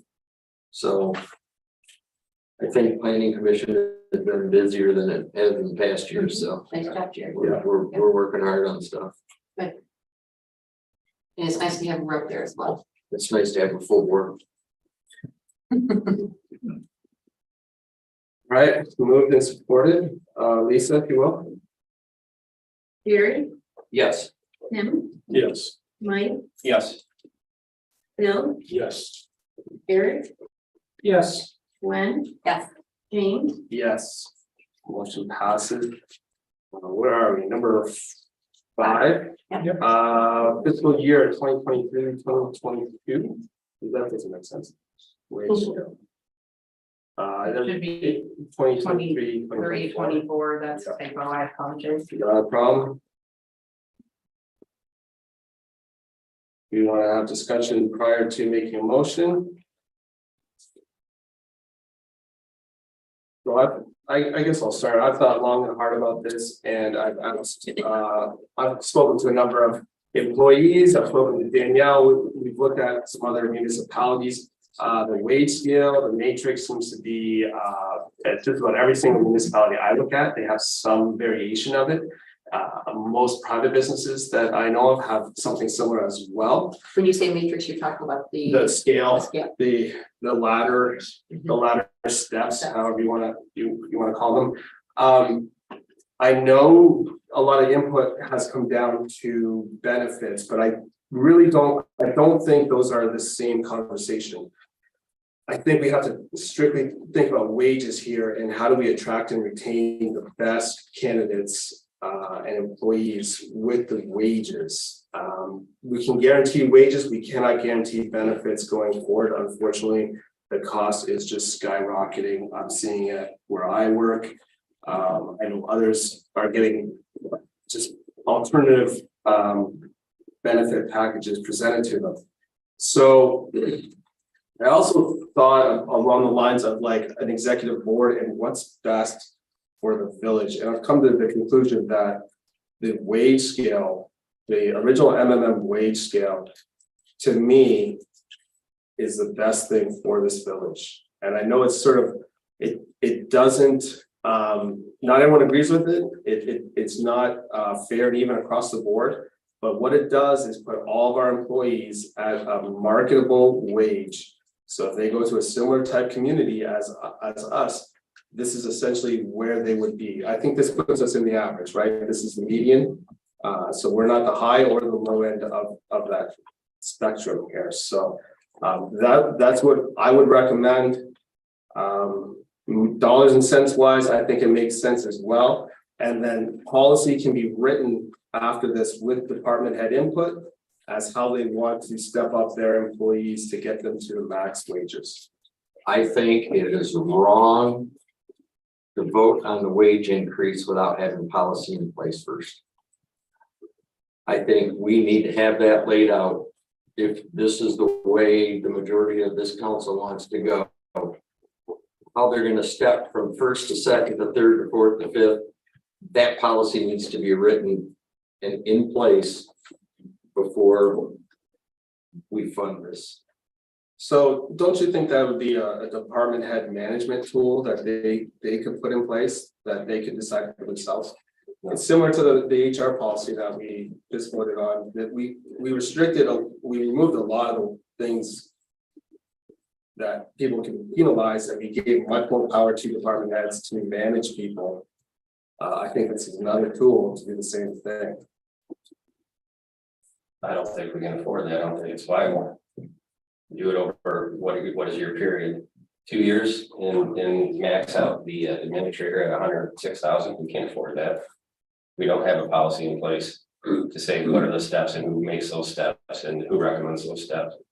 I would much rather have a flat scale. Okay, so then going back to your point, Jerry, then once policy is introduced, what do we do as of 10/1? Do we retroactively move people onto this wage scale? I think it's going to take us longer than that to to figure out how we move people through this scale. I mean, I get what it's trying to do. However, everything I've ever read is have the policy in place first before you fund it. Yeah, I think like, you know, Chief versus Dale versus Nora, I think they're gonna look at this and use it in different ways. I don't think we can write the policy, so I think department heads would have to write the policy. Chief the other night mentioned that if we could get to max pay within, I think you said 6 months, Chief, is that correct? That was something Danielle and I had discussed. Yeah, then he could use that as a recruiting tool, right? So his wage scale in his department is gonna be very different than, say, Nora's at the wastewater or the water treatment plant, Brett's at DPW. So gives them an opportunity to get someone in, look at them for 30, 60, 90 days, maybe before they even get to the next wage scale. Yeah, multiple years, you know, licensing and whatnot. Education can advance them through, but I think each supervisor can use this as a management tool. In a different way than every other department. Yep.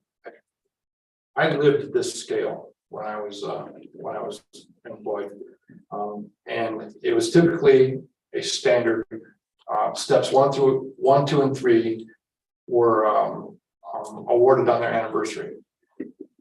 For steps 4 through 4, 5, and 6, I think 7, it was 2 years till your next step on your anniversary. And then for 8, 9, and 10, it was 3 years on your anniversary date. So it's a programmed increase. And based on certifications or other licenses someone might have, you know, that might move them from a grade 3 to a grade 4. I think Danielle mentioned once before that she didn't take into account these individual licenses that people held. So I guess what I'm saying is somebody who doesn't have a license will stay at grade 3 perhaps, and somebody who has a license or a pupil license might move up to a grade 4 and then step across. But it's not what the MML suggested or recommended, I think, is very fair and equitable. And like I said, I lived this. So if I wanted a pay increase, if I wanted to step up in grades, then I did stuff personally to make myself climb that ladder, so to speak. Isn't that arbitrary based on the decision maker, the administrator or council or department head? I mean, to me, I see that as you're gonna kiss somebody's butt to get a higher wage. Exactly, and that's unacceptable. If I have a paper that says I'm qualified to do this, now I'm in that next grade up, and that's when I start stepping across. And if I wanted to advance beyond that, I get more certifications and I get more training, and I get more experience and more knowledge. You know, it's an individual thing. You know, how's that fair for somebody that does the same job? Let me finish. There were people that I worked with, they were purely happy to staying right where they were and not doing anything more than what they were expected to do. But that was their decision.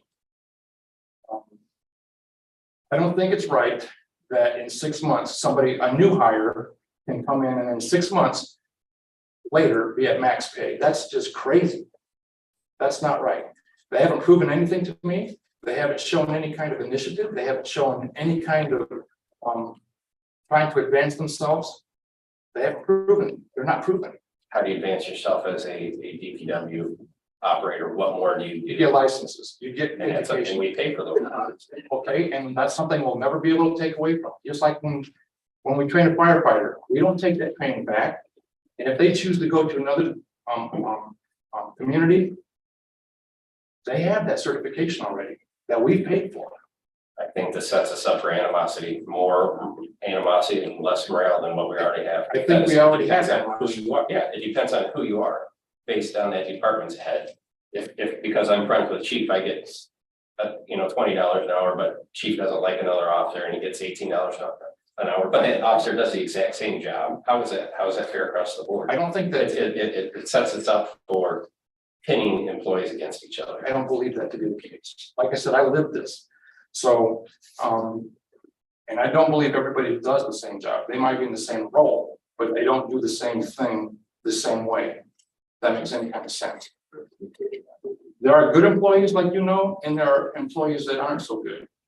And what do you do with those ones that aren't so good? You still got to kind of treat them the same, but you tell them, look, you're screwing up, buddy. If you want to get to here, you got to start doing this right. And they'll do just the minimum to get by. And I don't think that's fair to the guy who is a shining star to be treated as equally as this guy. It's almost an insult to that guy that's good. But we would have faith in our supervisor, our department heads to say, hey, step up your game, or, you know, there's gonna be. That is the role of a supervisor. Yes, that is the role. And what happens when they either take that advice or ignore that advice? What happens then? Well, we've got a policy now set in place to address that issue. It's brand new. And I get it. This is a learning curve. There's a learning curve here.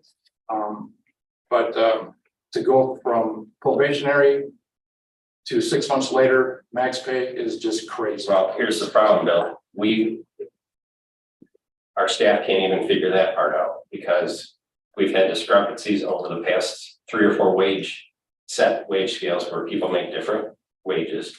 And then you have a probation where you have to decide, okay, how do I shink it up to meet the max? But then they make their 1-year anniversary, or they make October 1st and we have another wage increase. We've got staff doing the same thing that should be making the same rate that don't currently.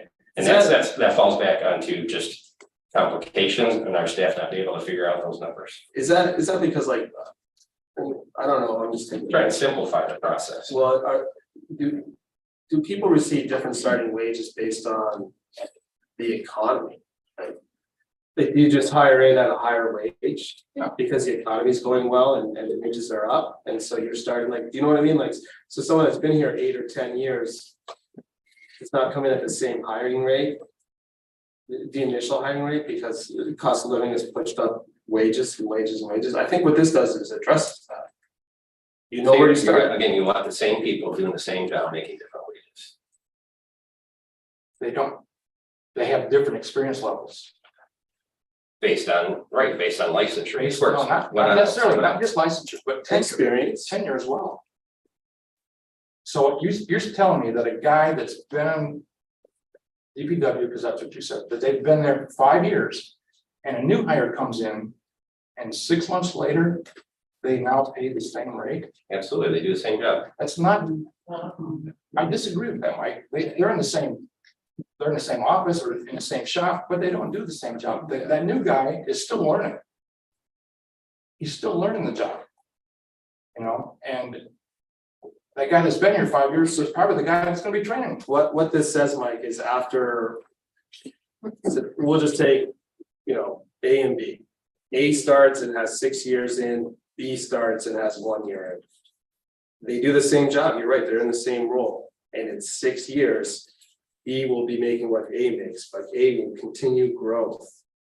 And he'll never catch up. He'll never catch up, but he will eventually in years, but not in pay. After 10 years, they each make the same, but there's a 6-year lag. I don't think that helps our recruitment and retention. But this is how just about it does. Every single place operates at this point for a reason. They create, and it does try to create tenure as well. I've spent hours and hours, and much like you guys probably have since we had our budget, discussion, our budget meetings.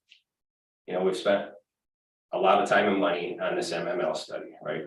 What did it do for us? Nothing but sour up the morale of our staff. I wish you would have said let me speak. Yes, sir. The question from us always been, are we competitive, right? That was the original question. The other question that was never addressed, can we afford to be competitive? If we aren't, correct? Look how much we've had to cut from our budget this year to make things happen, right? We want to recruit, we want to have good staff, we want people to make a career out of their positions here, because it's happened in the past, and I sure wish this was a great place for people to live and work and make a career out of. During a previous wage discussion of the budget workshop, I was in favor of 3% across the board, but a slight increase in the administrator's wage of 5% because we knew that was low, and 8% for the clerk and treasurer. That would have been my recommendation. We both know that those positions were low and attempt to be somewhat more competitive.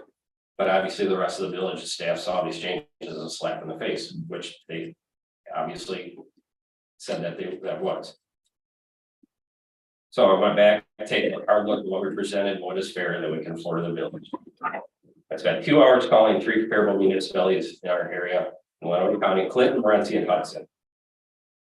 Those are the 3 that I saw closest to our budget, our staff, our population, that's everything. I got the numbers from their staff and they're quite comparable to where we are. So, you know, again. Are they comparable to what's published in the MML study? No, well, so yes and no, and that's the thing, but it's a little bit more comparable to where we are. You know, I already talked about the discrepancies in the current wages, because they don't, you know, again, in April, we approved this wage scale. Right, village administrator. Starting wage, post probation wage 76.5, and now we're at, in our numbers here, we're at 77, whatever and change. So again, these numbers don't match up with where we should be. And that falls down the line in these other employees, is that correct? Well, is that due to cost of living adjustments? We call it a yearly 3% or whatever, that still doesn't calculate out 76.5 and 3%, that doesn't equal out to what's given here. So looking over these numbers, my recommendations, we drop the step scale. Again, I totally believe in having a hard set cap and this is what we could pay for the year. If you're a full-fledged employee, this is what you're gonna make. Have a probationary period and go back and this is what you're gonna work out to. And that way we address it at budget time. Say we have a large scale infrastructure project that we have to do and we can't afford to get wage increases. We can't afford 3% this year. I'm sorry, I love our staff, but again, we have to look at the big picture and we have to do what we can afford to do. So maybe they don't get those large guaranteed step increases because we can't guarantee that we can afford those. That's fact. We approved the majority of Danielle's proposal. Hopefully boost the morale of the staff. We start off with a minimum 4% increase. That's what is proposed. 4% across the board, and we've got some steps above that. And we know what we're doing. Sorry. You know, I'm willing to meet in the middle of the administrator, the clerk and treasurer wages because we know those were low as you know, we've done in a study we've known in the past. We remove the tier system of the first and second year anniversaries because again, the numbers are just too hard to figure out, you know, when this person makes their post probation and when they go to a first year, and then on top of the 3% cost of living or whatever that happens on October 1st. It's just a mess. Trying to clean it up. So we set the positions and the base rates. Hold on, so summarize that again for me because I got lost. Get rid of the tier. You have a probation, a post probationary period. And you make the max at post probationary. You make 5% less in probation. And that's an incentive for our staff to build their skill set and hopefully work their way up the ladder as we want them to do as a career here. You keep the 25% stipend for licensures. And that again saves face with the public because the public sees these large percentage increases in some wages. And then they say, well, why are you cutting this or why are you cutting that or why are you not doing that? It's a balancing act of what can we afford. And we can't afford the MML study because that's what the budget was. I guarantee we can't afford without a policy set in place $105,000 administrative wage after we don't know what the steps are. You said it 3%, but that's not a guaranteed thing. We never set that as a policy. You said 3% inflationary over whatever amount of years. 3%. We haven't set that in place. We don't even guarantee 3% is cost. That's COLA cost living. That doesn't mean it doesn't always can happen. Oh no, Time Right. 3-4 years ago, we only gave them 2%. yeah, and inflation at that time was 7%, and it was supposed to be transitory. I agree. Yeah, we're all making less than we did a couple years ago based on inflation. That's just fact. This brings it back up to market value. Doesn't mean we can afford it. I was not under the impression, let me clarify, so I'm looking at the proposal from MML.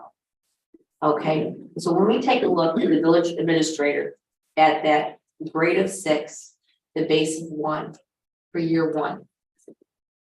Doesn't mean that just because it's year 2, that the administrator would automatically go up to 87,320. There are factors involved in that. And we don't have those factors set in place. I understand. I just want to make sure I'm understanding. Well, the way that James read it was 3%. He quoted in the paper, 3% yearly, building up to that max over 10 years. We can't guarantee that we can afford that over a 10-year period. Wait, I was quoted in the paper? What did I say? That it's a 3% step increase over yearly. You told me it could be faster than a year. Yes, and you said it could be even faster. Yeah, but I said, How do we fund it? policy You hasn't didn't been know what written. it was, because you didn't know what it was. Okay, so Policy hasn't been. policy hasn't been written. Was that published? The policy hasn't been written? You should read Yes, this, of you should read the paper, you're a friend of the business. I haven't yet.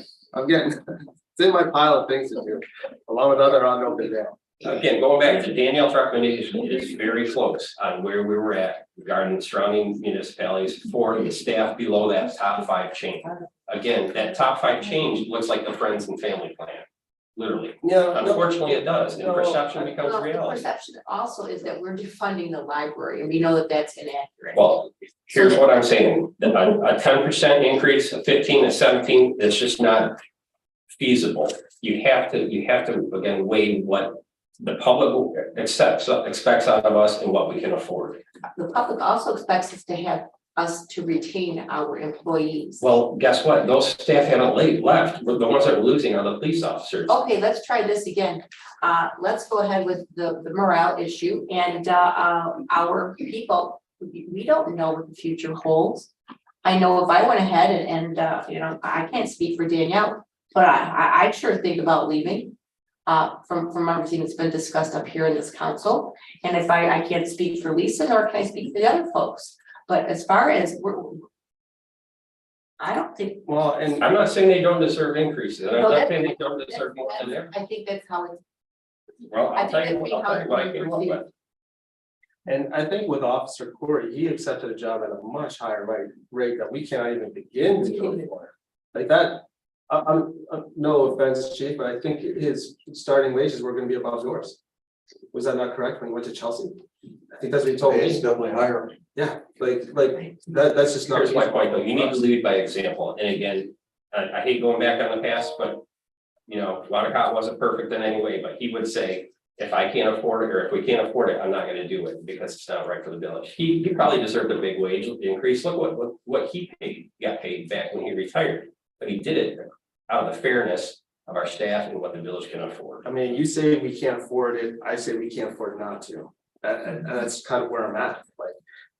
If we don't, we're gonna start losing these people, and We're gonna be losing people, or we're gonna be dealing with unions here shortly, because I guarantee that's what's coming down the pipe here. I did just email what you were saying, just so you guys can see what you is. What's that? I just input the numbers that you were talking about, just really quick, so you guys could see the totals. 4%. Because again, it's much like, I'm sorry, that wasn't passed on. That wasn't. No, Yeah, okay. I just put what you were just saying so that you guys can see that, because you're saying different than the recommendation I made. I'm very similar. So if you look at the administrator, you're going from 77 to 85.1.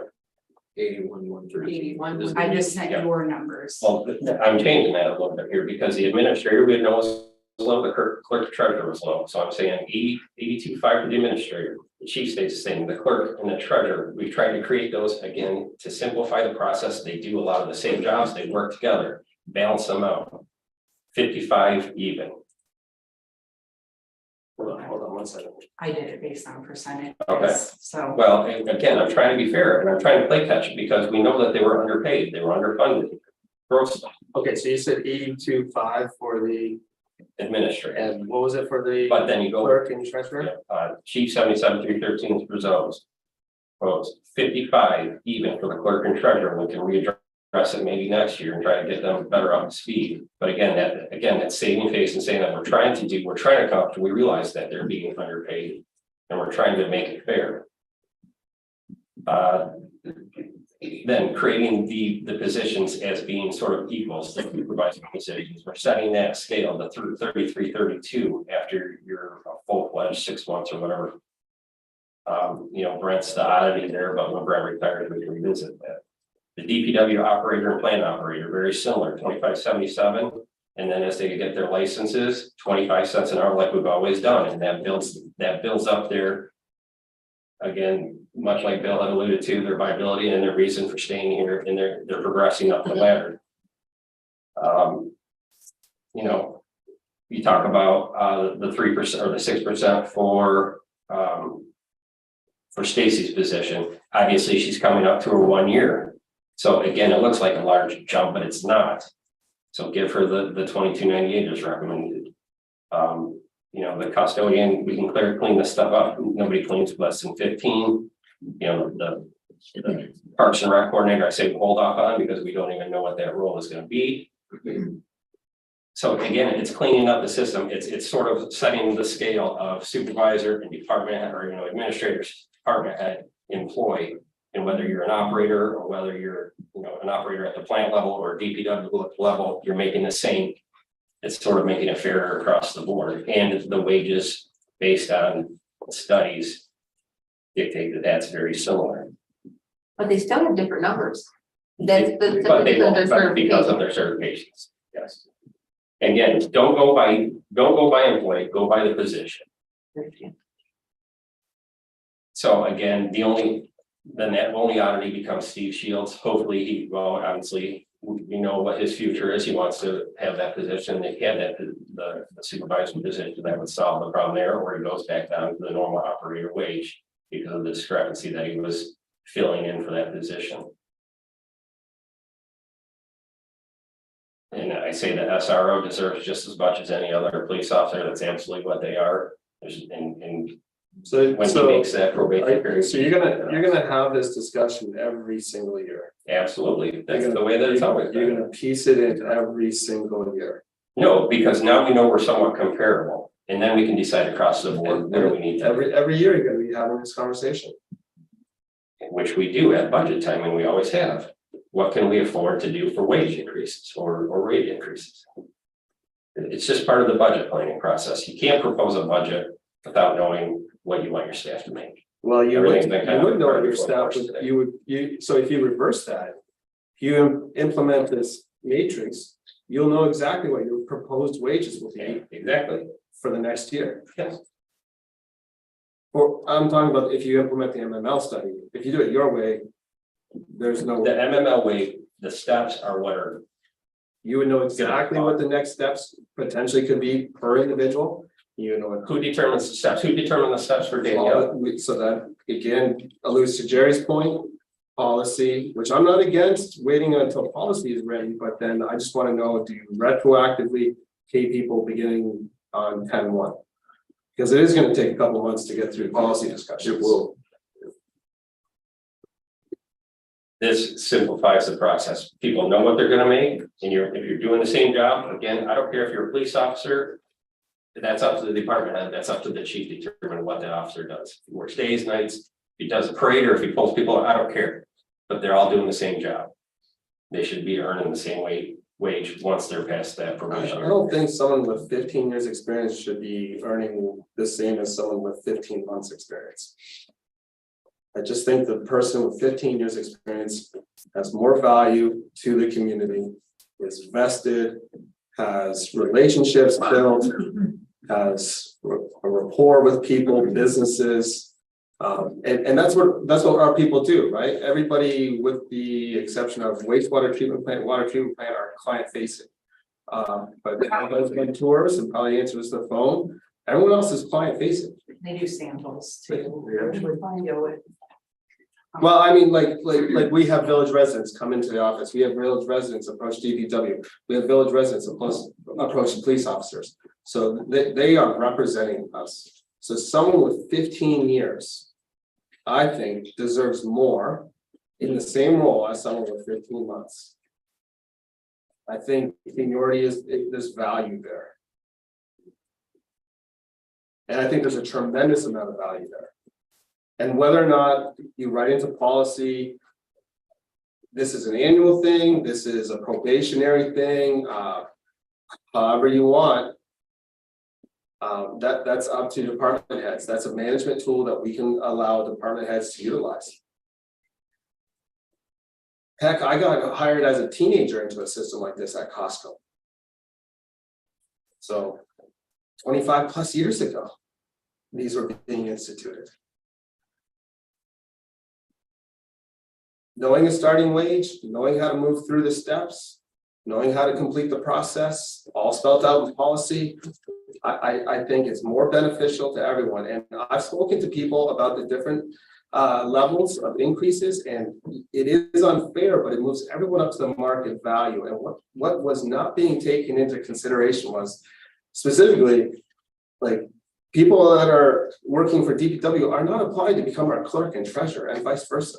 The different set of skills, different education background. So I get the difference. It's not great, but this standardizes this something at least for us. And then again, we don't have to have this. But that scale maxes out the police officers as what they earn right now. Yeah, based upon market valuation of other communities of our likeness. Yeah, you're gonna say that totally. I Shoot think stuff in the foot. Then you're saying you've got other staff members that started out at step 1 and magically they're gonna jump up to step 10. But you've already maxed out the police officers. You've got police officers that make different, that have been around different amounts of time or different lengths, different periods. Yeah. But this is what market value, this is what market value is. This is what market valuation puts to that. The steps don't make any sense.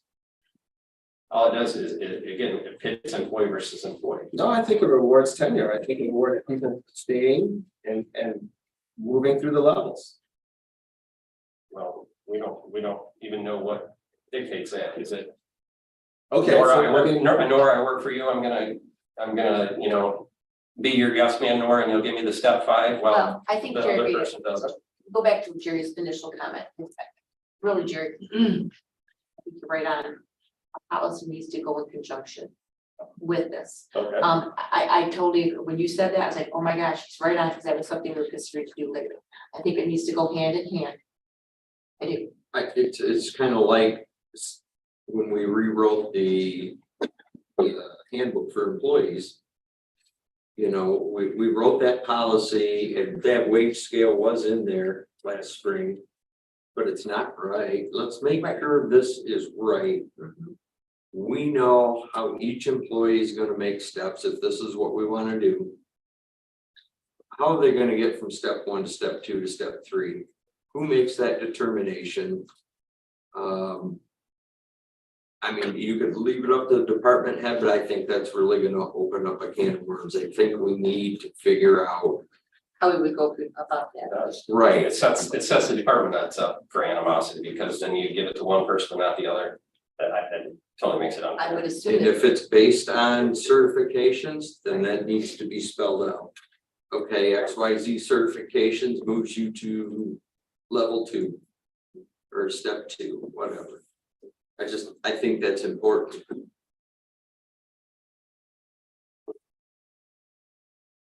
It would have to be spelled out, as you're stating. Yeah. And it might just simply be certification. Could be.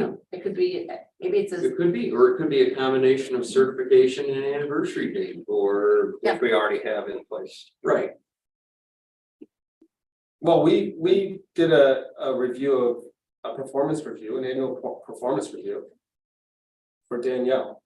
Correct. So that's exactly what this is. It's a performance review, whether or not you move ahead.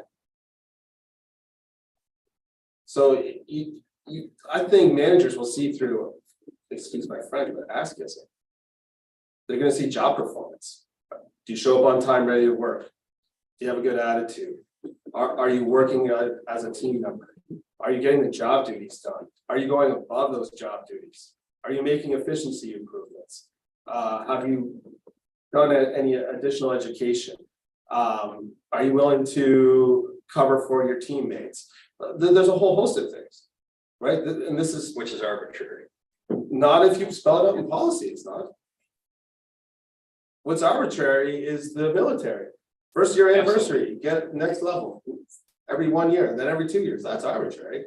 Whether or not you do a good job, pretty good job. So I don't disagree with policy being put in place, but we've built into our budget this wage scale. So if we do approve this through policy, Jerry, do we want to retroactively pay people as of 10/1? May I say? Sure, go ahead.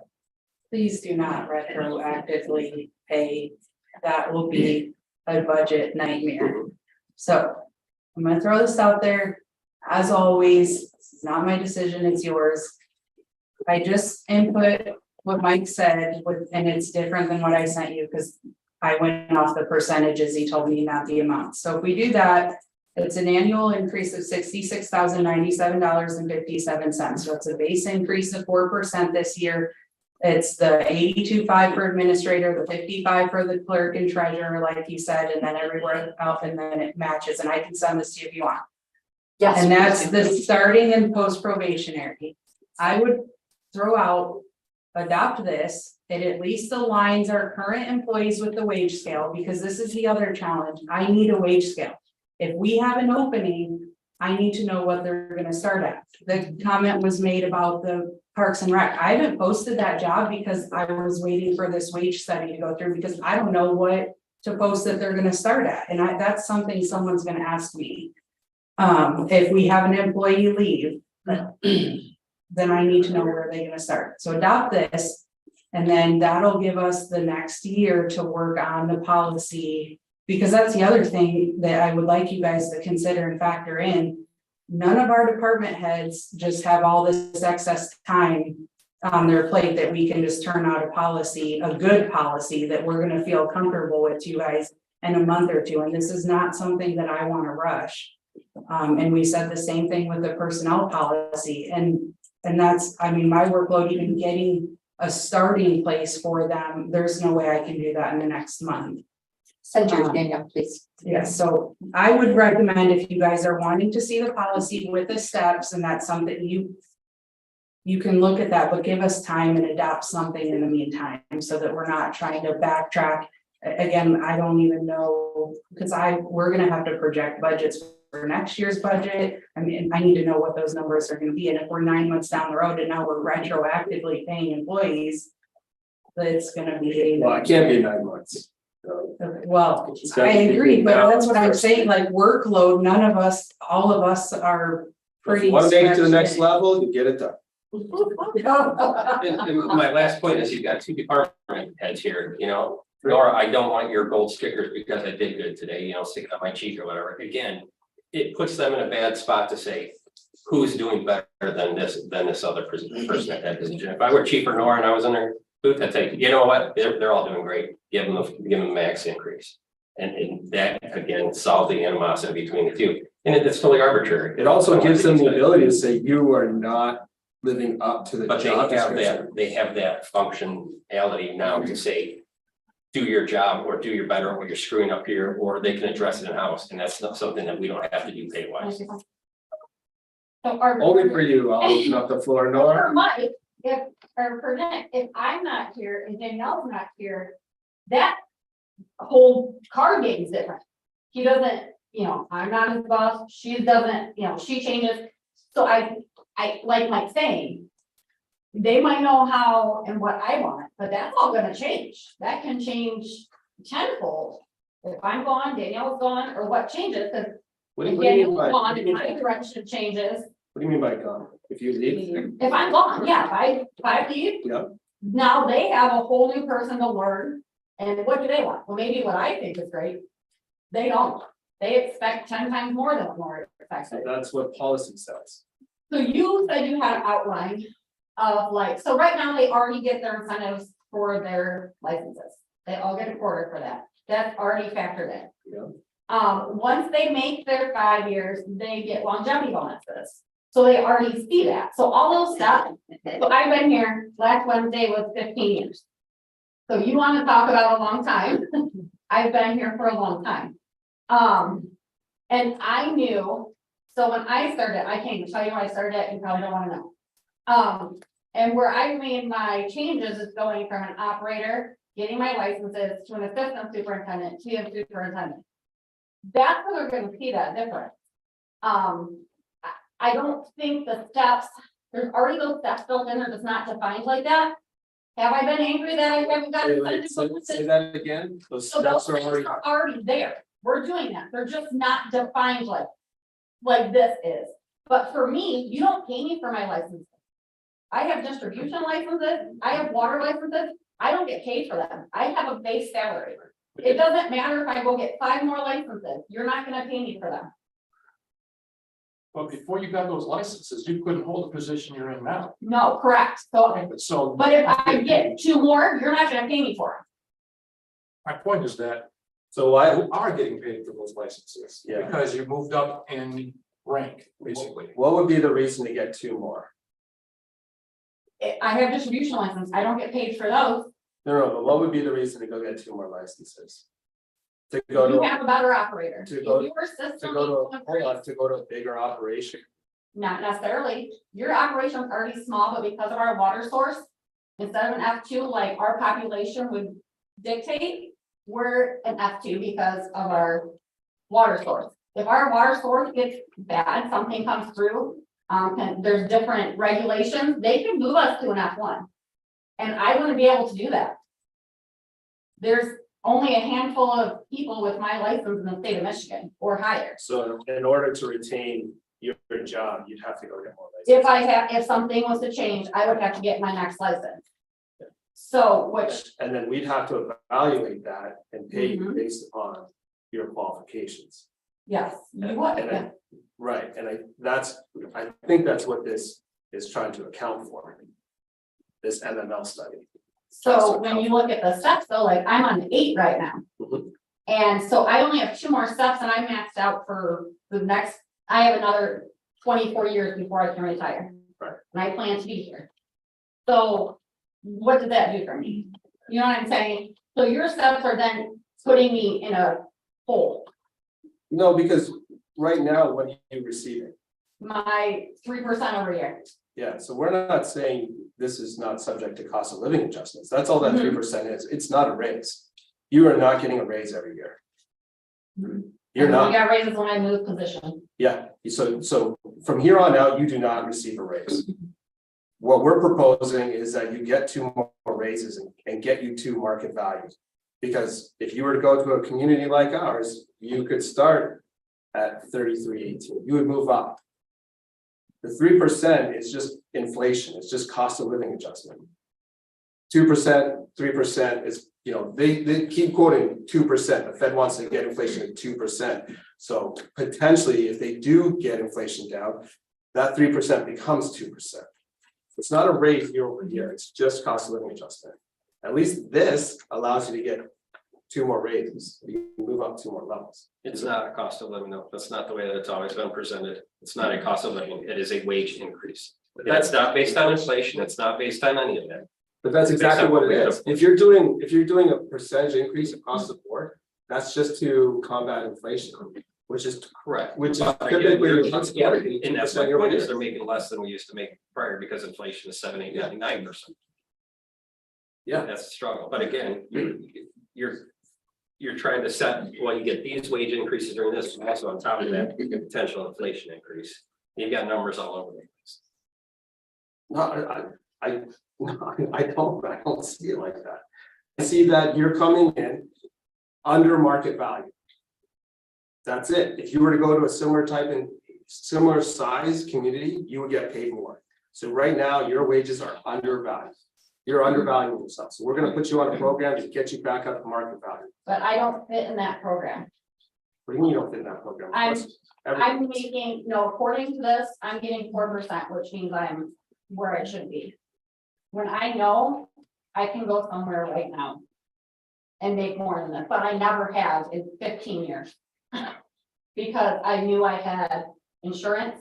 I knew I like Blissfield. I love Blissfield. Mhm. I love working here. You just told me you were an 8 on the scale. I am. But I'm only getting 4% here. So I'm only getting my price of living this year. So I'm, according to MML, I'm where I should be. No, according to MML, you can move, so what we've done is we transposed the wages over this matrix.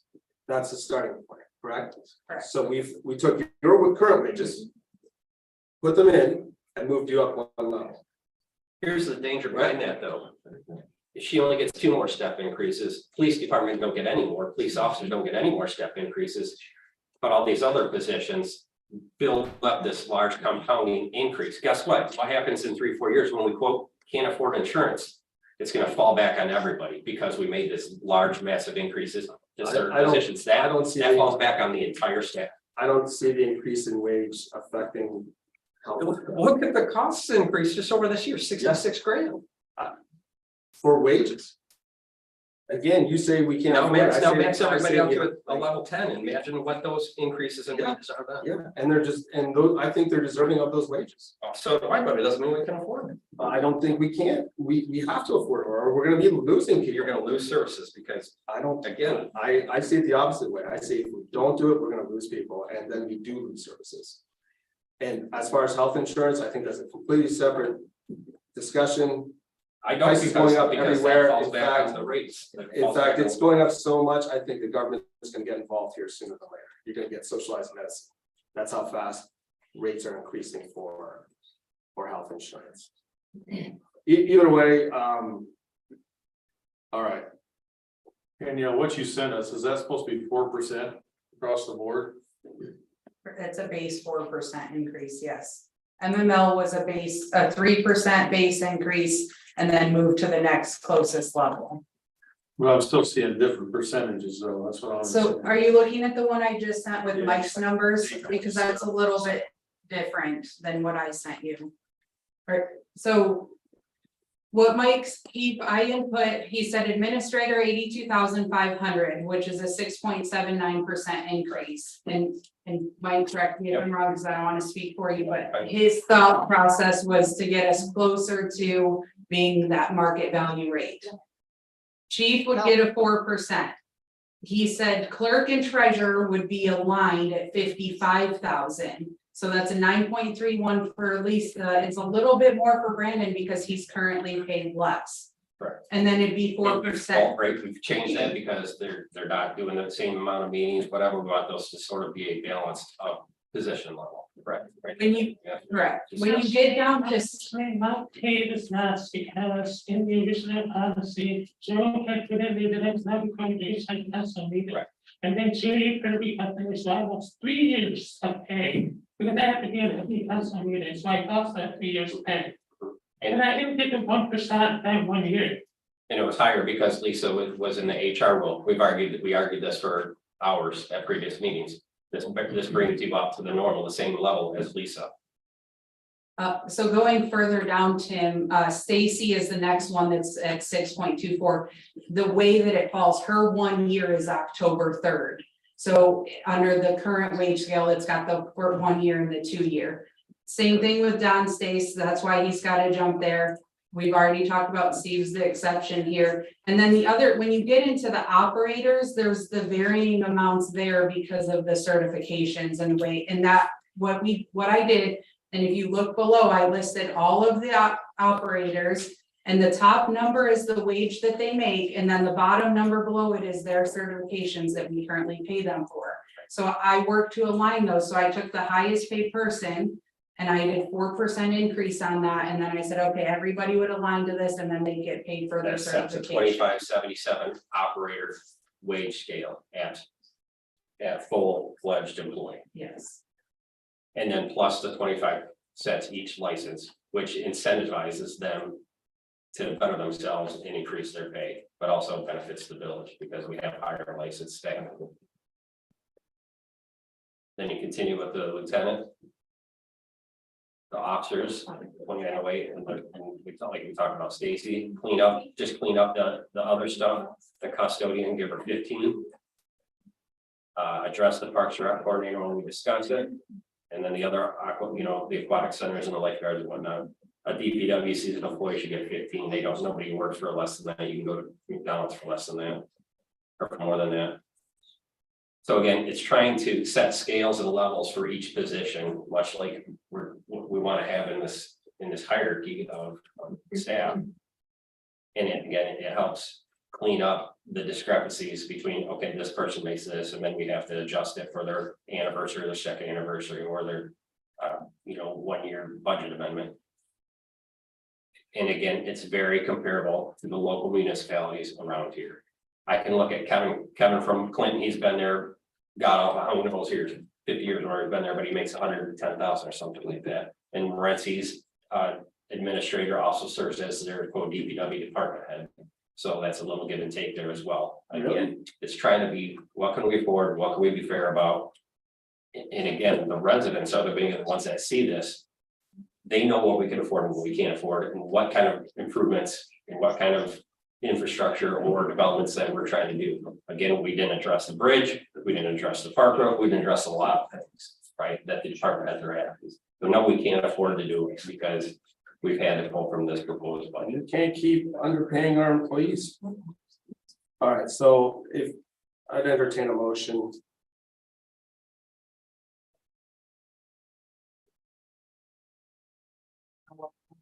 Thanks. I'm not comfortable with Danielle's, I mean, if you're the name with the word administrator, I am not comfortable with the 6.79% raise for the administrator. How, when 3 years ago, you didn't want to hire a $80,000 administrator, that's my question. If it were, let's throw names out there. Again, I'm trying to look at position, but throw names out there. If Joe Fry were recommending this, would you recommend this If we had $8,000 a increase to study, Joe Fry? which we have spent $17,500 on this study. In the study, I thought we in agreement, knew it needed to be done, we in agreement, we're okay with it overall having it done. We've seen the numbers now. I never thought the study would propose those numbers because again, that's the problem. That doesn't mean we can afford it. I wanted to compare. Here's the question. Why does the study have such a significant difference in certain positions? What's the answer? Or if You those know the answer. positions were a different department, Different. or if it was I'll just throw the DPW that was the large increases.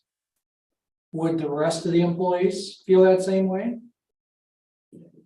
I don't know. So, I think we're getting probably sidetracked and going. No, I don't think we are getting Uh, sidetracked on some of this. I think this part of this discussion needs to be held. Again, I took 2 hours to call 3 municipalities and got comparables to what's. Well, then going why on didn't we here. just hire you instead of the 17.5? Well, it would have been easier, right? And Come on now. all I'm saying is we spent 17,000. So let me go back to my original question. My original question was this, okay? I don't remember what was it, and I don't, after all this, if, with the study, the idea was to have the median value. I don't care, honestly. Then get rid of the stuff. But, hang on, I don't care which position it was. I really truly don't. I don't care if it was the DPW guy, the plant operator, if it brought them up to the balance, to the to where we are, where we need to be. I don't care who it is. I want them all to be in the middle, to be where we're proud of all of our positions. And if your proposal were not, the reason their percentages were so high is because they were so low to begin with.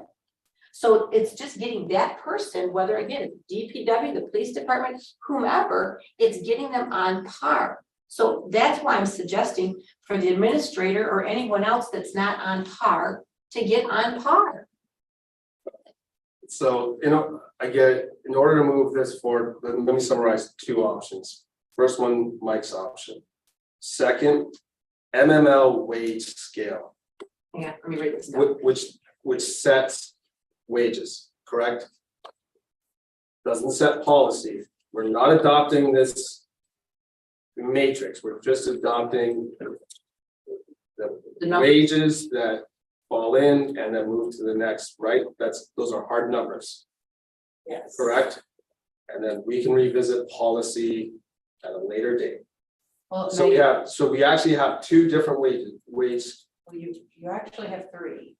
And I know you're gonna hate me for this, I James. don't want 3. You don't want 3, but I made you guys a revised recommendation. Yes. My recommendation is that any employee that does not within the MML wage scale get moved to the step one, which is the lowest range the MML proposed. So that every village employee can say, you guys can say every village employee is within that range. And then it's the base 4% and the things that we talked about lining up That's the one I want to look at. DPW. So that's one option, and that is still my recommendation. What date is it on this thing? So we don't 9/5.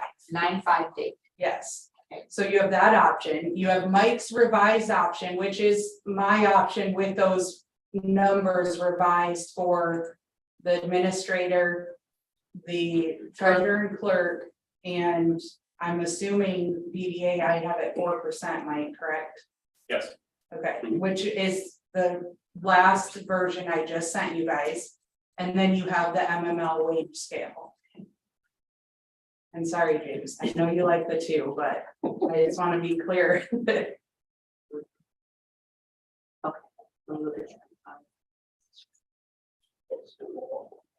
Okay. And I can, Danielle, yours is the administrator new scale to 85,190. Yes. Okay, that's what I wanted to know. Well, That's the one that's in your agenda, because I had sent that to you, that's what I emailed staff and you guys last week, and that's what's in the agenda. Mike's version is the one I just emailed. Which is, it's just to the right of that same email, but just again with a little bit of a difference in the administrator and the clerk and treasurer, and clean out like the part-time wages. Both still include that quote set scale of a full-time blend operator or whatever. But then you've got the licensures listed below. Can we get away from the second portion of that and just work on the numbers, the adopted wages as of 10/1? Can we do that tonight? yes. I prefer it by position rather than person, but again, because if Well, somebody if were to we're just leave or adopting- somebody were to reapply, it sets that scale. We're It sets that. just adopting wages for 10/1. Right? But it doesn't set a wage scale for if we need to replace a staff member. Well, Which is the predicament I'm in with Parks and Rec, and I'm going to be in that predicament with another position. I Correct. need to know what their starting pay is. And that's why I said max amount Well, then and pre. No, then why can't we not use Danielle's recommendation? Because there it is, the DPW supervisor would be at 33.54. Right. I wouldn't hire somebody at that. I wouldn't post it at that. The administrator should be dependent on experience, the chief dependent on experience, PD manager, much like the previous dependent on experience, right? Again, I want set scale, okay, here's what, we can offer this. The full, or the full-time like staff members, operators, DPW, police officers, whatever, we have that set. And then you have a pre-probation or a post-probation. It makes it simplifies the process. Well, then why could we not use Danielle's again and look at the DPW supervisor and start them out at the starting 32.32? Right. And then do the 33.54. Well, that's what I'm proposing. No, is that's a your starting proposal. wage and then a post probation. Yes, but why could we not, for the numbers, James is saying, and we're saying, just to get the numbers, so that we have something, we can go with the budget. So we can have numbers, we don't have to retroactive. So why not use those numbers? and then The 30, write policy and then make the and change, either adopt this latter system or not. right, But at least have a start. at least policy will proceed. Well, my point is we can't afford to pay that policy. If everybody was at step 10, regardless of whatever, But 1 year or we 5 don't years, have to we make can't that afford to. decision right now. Right. Well, we have That's- to make the decision, no, right, the decision we have to make now is we have to have a number. Right. We just have to determine which number, plural, we want to use. And we can go ahead and look at your administrator numbers. We have 3 different options for the administrator numbers. Okay, we've got, if we take a look at Danielle's proposal, hers is 85,190. Okay, I'm gonna pop over here to yours. And your proposal for administrator was 82.5. Mhm. Okay, so, and then there's the other one for MML, which wherever that is. I think it's the same thing as Danielle, am I right, Danielle? Yes, that's step one. And So that would be, so we have to determine what number we want to use so that we can simply do the budget. Am I right? Yes. Okay, so we just have to determine that. And then, once we have that, and then Danielle, that will allow you to go ahead with your positions, correct? If we use the starting number as a starting higher number. Or a higher start number, whatever words you would like to use. Right, which I did 5% less Mm-hmm. under Mike's version, it's 3% less under mine. Understand. As they're starting it. Correct. I have to adopt a wage scale at some point though.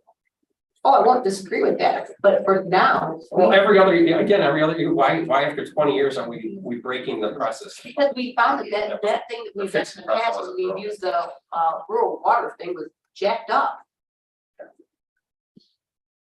I don't agree with that, the process isn't broken, this is So is data mined, this has basis to it. This is factual. So we have to just decide what numbers, which set of numbers we'd like to use for a start. For our budgets. I would propose we use Danielle's recommendation. That's, Is there a motion? I suppose I could do that. Let me think here. Make sure I got the right one. Yes.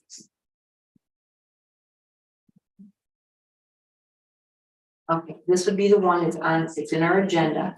And I'm just looking at the very top, it's where the administrator would have. In our budget, it would be for the 85,190. I have it as page 54 of 117.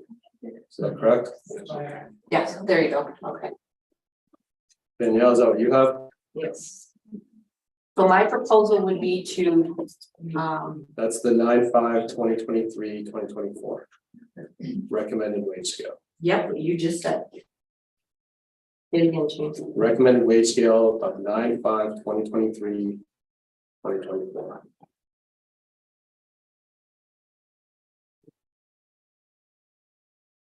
I would make a motion, I would make a motion to accept the recommended wage scale of 9/5/23/24. I'll support that. All right. Motion, we have support. Ready for a vote? No discussion. Go ahead. Again, Laura, this is nothing personal. You're looking at 7.08% increase for the DA position. Something that position is funded by a TIF catcher. That entire TIF catcher would go to fund that and then some. It is unsustainable. You cannot do one happy little, sitting downtown and have an event and do this. You can't do any infrastructure projects. You can't do anything without raising funds on those positions. Again, this is the stuff that I'm looking at, the details. And for the public to see a 15 and a 17% increase and a 10% increase, I think they're gonna be irate. Yeah, and I think if those people leave, and we can't fill those positions, they'll be irate as well. So we're damned if we do, we're damned if we don't. And I think we proved the additional hours that Laura has worked, the overtime. I think the value she's adding in the DDA to the village is well worth the increase. And if you would feel differently, Mike, as far as the different events and things, we've had that discussion as well. That's up to your board to give her the direction of not having all of those events, if that's what you so choose to do. And if you would like her to focus on the economic development, then that's something the board needs to have a discussion about. Well, the village is also paying quite a bit for economic development. I won't disagree with that, but your board continues to ask her to do different events. Feel good events, I agree. So your board, we've had that discussion before. That's something, just like we said to the library board, you hold the cards, you make the decisions.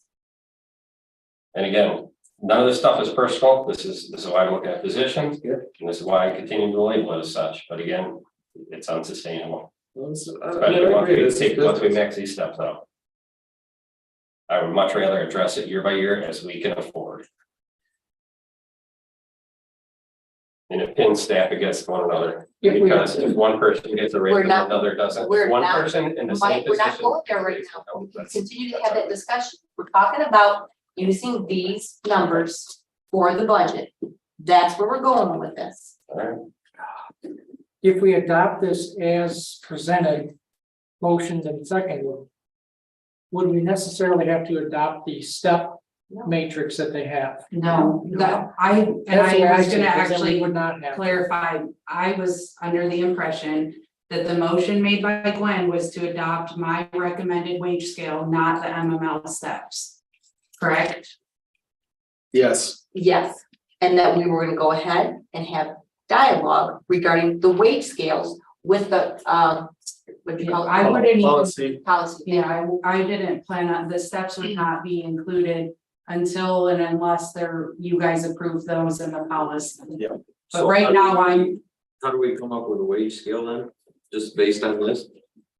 Yes. so I put the scale to the right. Okay. So I listed all of the current employees so that you could see the percentage increases on the left, and then this new scale on my recommendation is just to the right of that. And then the wages for the operators below were just so you guys could see what I was looking at.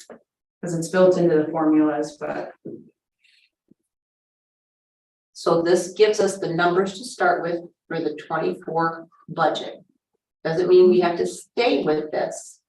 Because we can still have dialogue about the steps.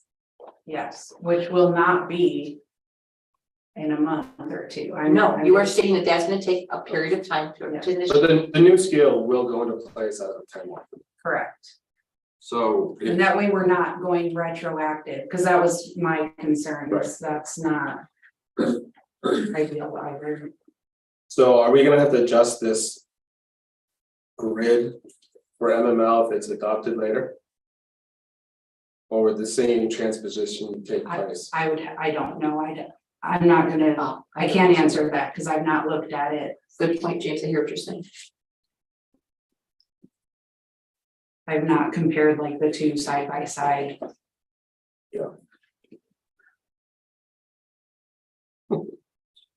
The step scale that MML proposed, going from step 1 to step 2 to step 3 is basically a 3% increase per step. Is that correct? That's the way I figured it. 2.5 between the steps. But as current, the MML policy would not reset everybody back at 1 in their steps. If we adopt what we talked about here, been motioned and seconded, this MML step thing has to be refigured and policy implemented to follow that, if we choose to follow the step policy. Because the information that I heard at our meeting ago was that many of the employees didn't like the step program. They would rather see it stepped up with an annual increase, whether it's a cost of living or something along that line.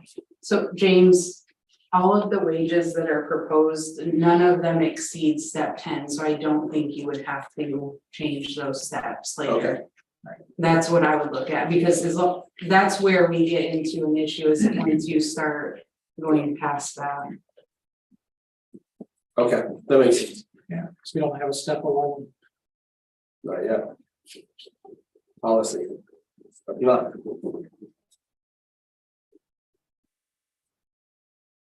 All right, well, we got a motion, we've got support. Any other discussion? Yes. Sorry, Your motion. but I'm not, sorry, because I want to double check. So we're gonna go, we would, if this motion were to pass, we would go with the recommendation Danielle has presented. And we would go with this until we have another discussion regarding wages this year for the 24. No, that doesn't even make sense. Just that policy. Yeah, we definitely need to set a policy at some point. These are just simply the numbers. This is not saying we're going steps or what the steps are. Right. This is just setting. These are the wages for 23-24. These are the wages as of 10/1. Correct. And you're starting as 3%, right?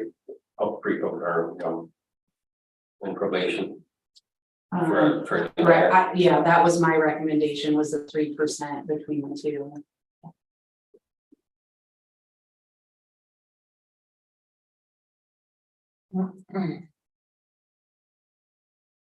The one I sent of yours, Mike, was the 5, right?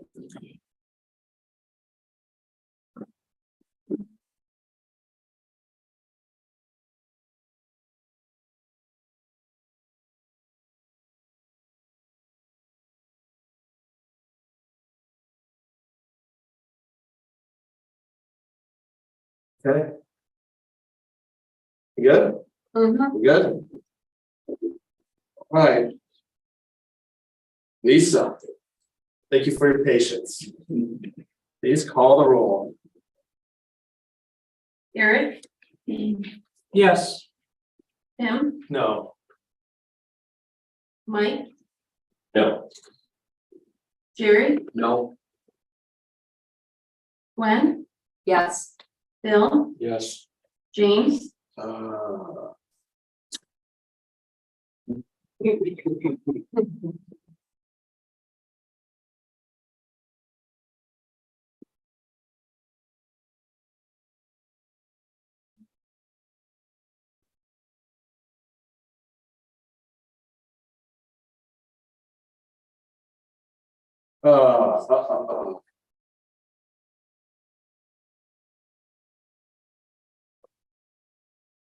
Well, the best option I thought was taken off the board, which is the scale that the study represents. And I know the employees don't like it, but they're actually voting against themselves, which is unfortunate.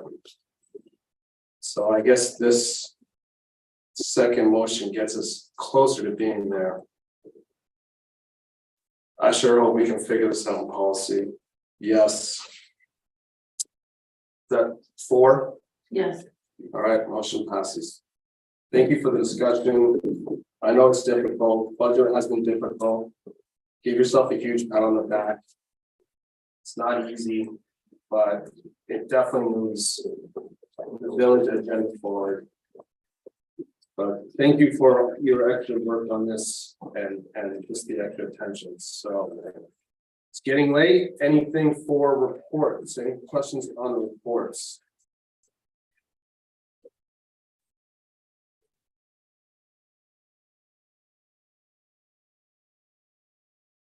None? All right, I'll open up for a council discussion. I just reiterate what I said. Thank you again for those long discussions during budget and tonight. I know everybody's voting in what they think is the best interest of the village and the employees. So thank you for the extended discussion. Any other council discussion? I just would like to thank everyone as well. I appreciate the discussion that we have had. I think we all have valid points. And I think we're not always going to not everybody's going to agree 100% of the time. And I think many times that's probably a good thing that we don't all agree, because it does bring up differing opinions. Yep. 7 heads are better than 1. Yeah, I got one. Any update from legal, our ordinance amendments or recommendations or whatnot? Yes, I met with, they reviewed it. I met with him last Wednesday. He has a couple things that he had concern with, so I'm working on getting those changes back to him to make sure I've not misinterpreted or done something different, just to get those specific areas. And then I will work on getting the publication, the public notice, because we'll have to have a public hearing and get that brought to you guys. And I am going to have, I know that Stacy and the police officers did look at that already once, but I'm gonna have them look at it too after I get those. They're pretty minor changes, but just to make sure again, extra eyes on it and we're good with things. And then they're willing to quote prosecutor, go after people that don't follow. Because that was what I fall back on to with our attorney not willing to do that. Yes, and then I do want, Mike, I'll have to continue making some amendments to the ordinance to reference back to that. And I'm gonna work with you guys on that, but yes, we'll have a civil infraction process. And then it's quite drawn out, but when we get to the point, I'll talk to you guys about that. And I will get you guys that information ahead of time. In fact, if you guys want to do a work session or something before you even look at it, I'm open to that too, so. But I'll keep you guys posted. I just have not had a chance since last Wednesday, after meeting with him to get those changes made yet. Quick question regarding the rummage in the park and the material that was left in the park after the rummage. You took mine. I'm sorry. I mean, Yes, this one's. There's left there. Yeah, there's a pile of stuff. Oh, yeah, I also have an ordinance about those junk signs that lay in the right of way, and that needs to be addressed, the entire scene there, correct? The garage sale sign, that type of thing. So what's going on with the material in the park, Daniel? Is that our responsibility or how is that being handled, please? Historically, DPW has cleaned up the park after all of that. They did so again this year. Rummage in the Park is not a village event. It is run by the Girl Scouts here in Blissfield, and I am going to reach out to them because there was quite a bit more. It's progressively getting to be more and more every year. I'm gonna have a conversation with them because it is a lot of work for our DPW crews to go out there and pick that up. And we had broken glass, we had a lot of stuff left behind, so I'll work with them and see if we can't get that addressed moving forward. Okay. There was a lot more Saturday night than there was last night.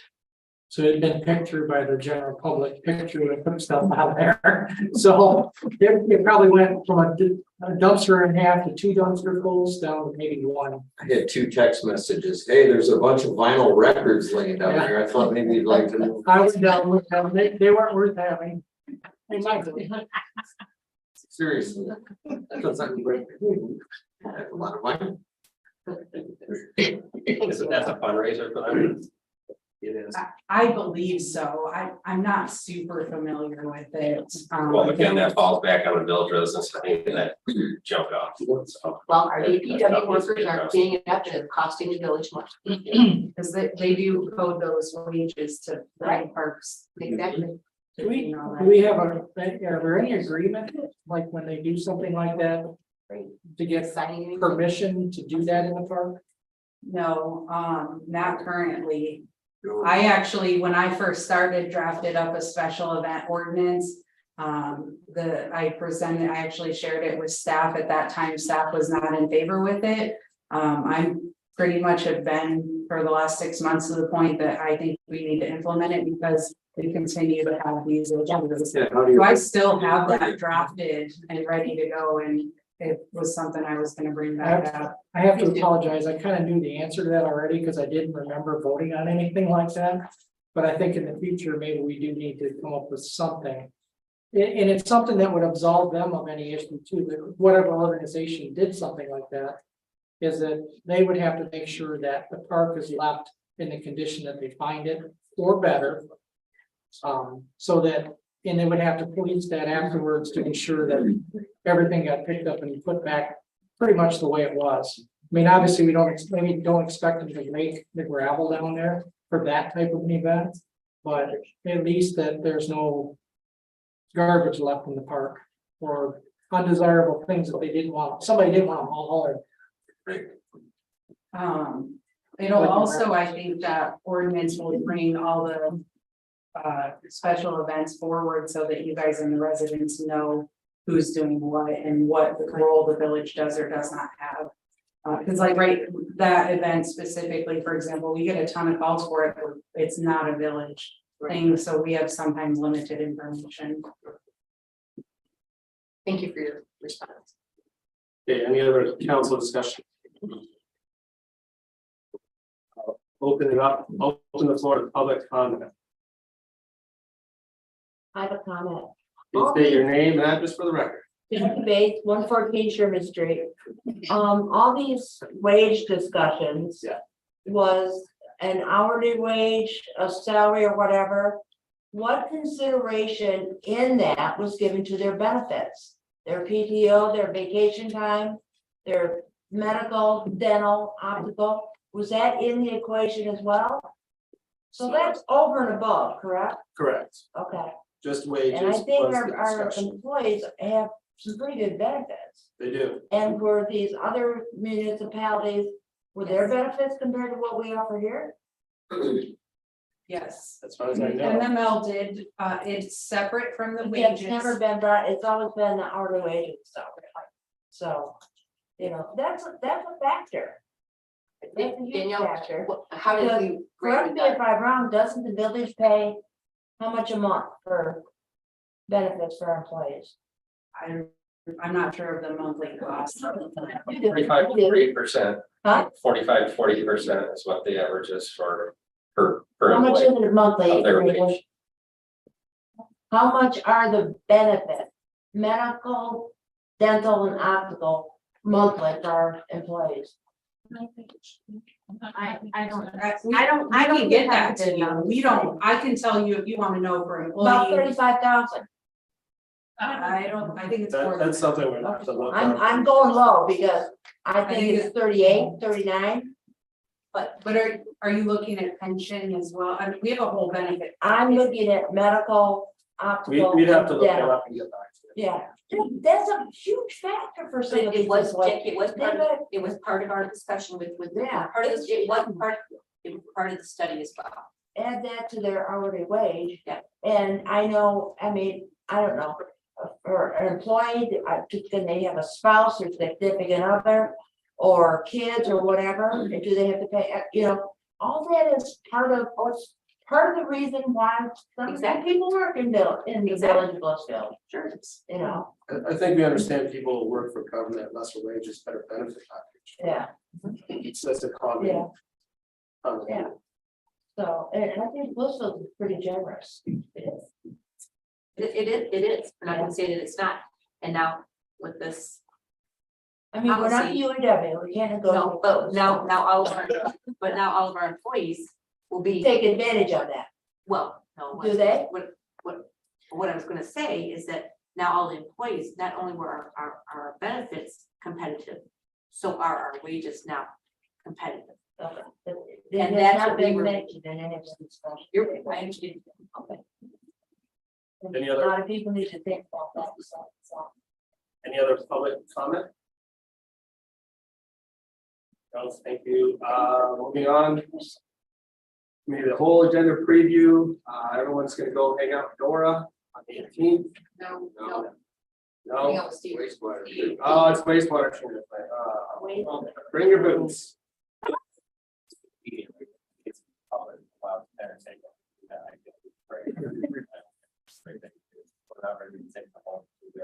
They have every right to go to a formal meeting. I don't think we should do this study. I don't know what your comment was, Mike, sorry. It would be an open meeting if council goes and elects, you could have 3,400 people on there following us through the wastewater treatment plant. Because it's a committee, the whole meeting. Because it's an open meeting. Is that something we can deal with at the time? It is an open meeting. The only way you could do that is if you guys want to individually or two at a time go through. Because anything that has a quorum with council is required to be an open meeting. So what you think there's gonna be hundreds coming? I'm just saying, That could be. there could be, and that's not the right thing to do. So when we have an open house, we'll have the open house to the public to discuss it, or we to see it. But we're not. You're inviting- suggesting that we go into, I'm just Yeah, asking. that's what I'm saying, yeah. Okay, gotcha. 3 at a time would be all right. I see what you're saying. Yeah, you could do three at a time, or you cannot do four. So Understand, Right. okay. anything, three, Never two, fun. That two. policy is gonna be discussed. Let's look at this. Do we want to move up? Still, it's the right thing to do. Do we want to move up October's meeting then? I don't No, I know Nora's on top of it and she's ready for that meeting, but I don't know that the rest of us are. What is October meeting? Wastewater treatment plant, lot building, the building facility, water treatment plant, sludge facility, engineering discussion. It's gonna wait till October.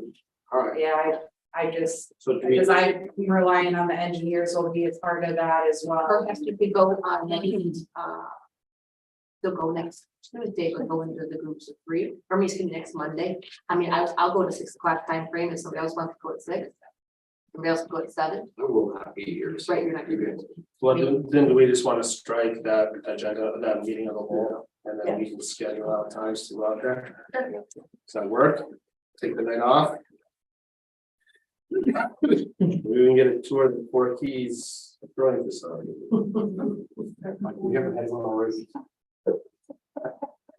All right, so we're still on for October. Then we'll be there. Motion to adjourn. So move. Support Mike and Bill, thank you. Go ahead, Lisa. Yes. Yes. Yes. Yes. Mike. Yes, next meeting, September 25th.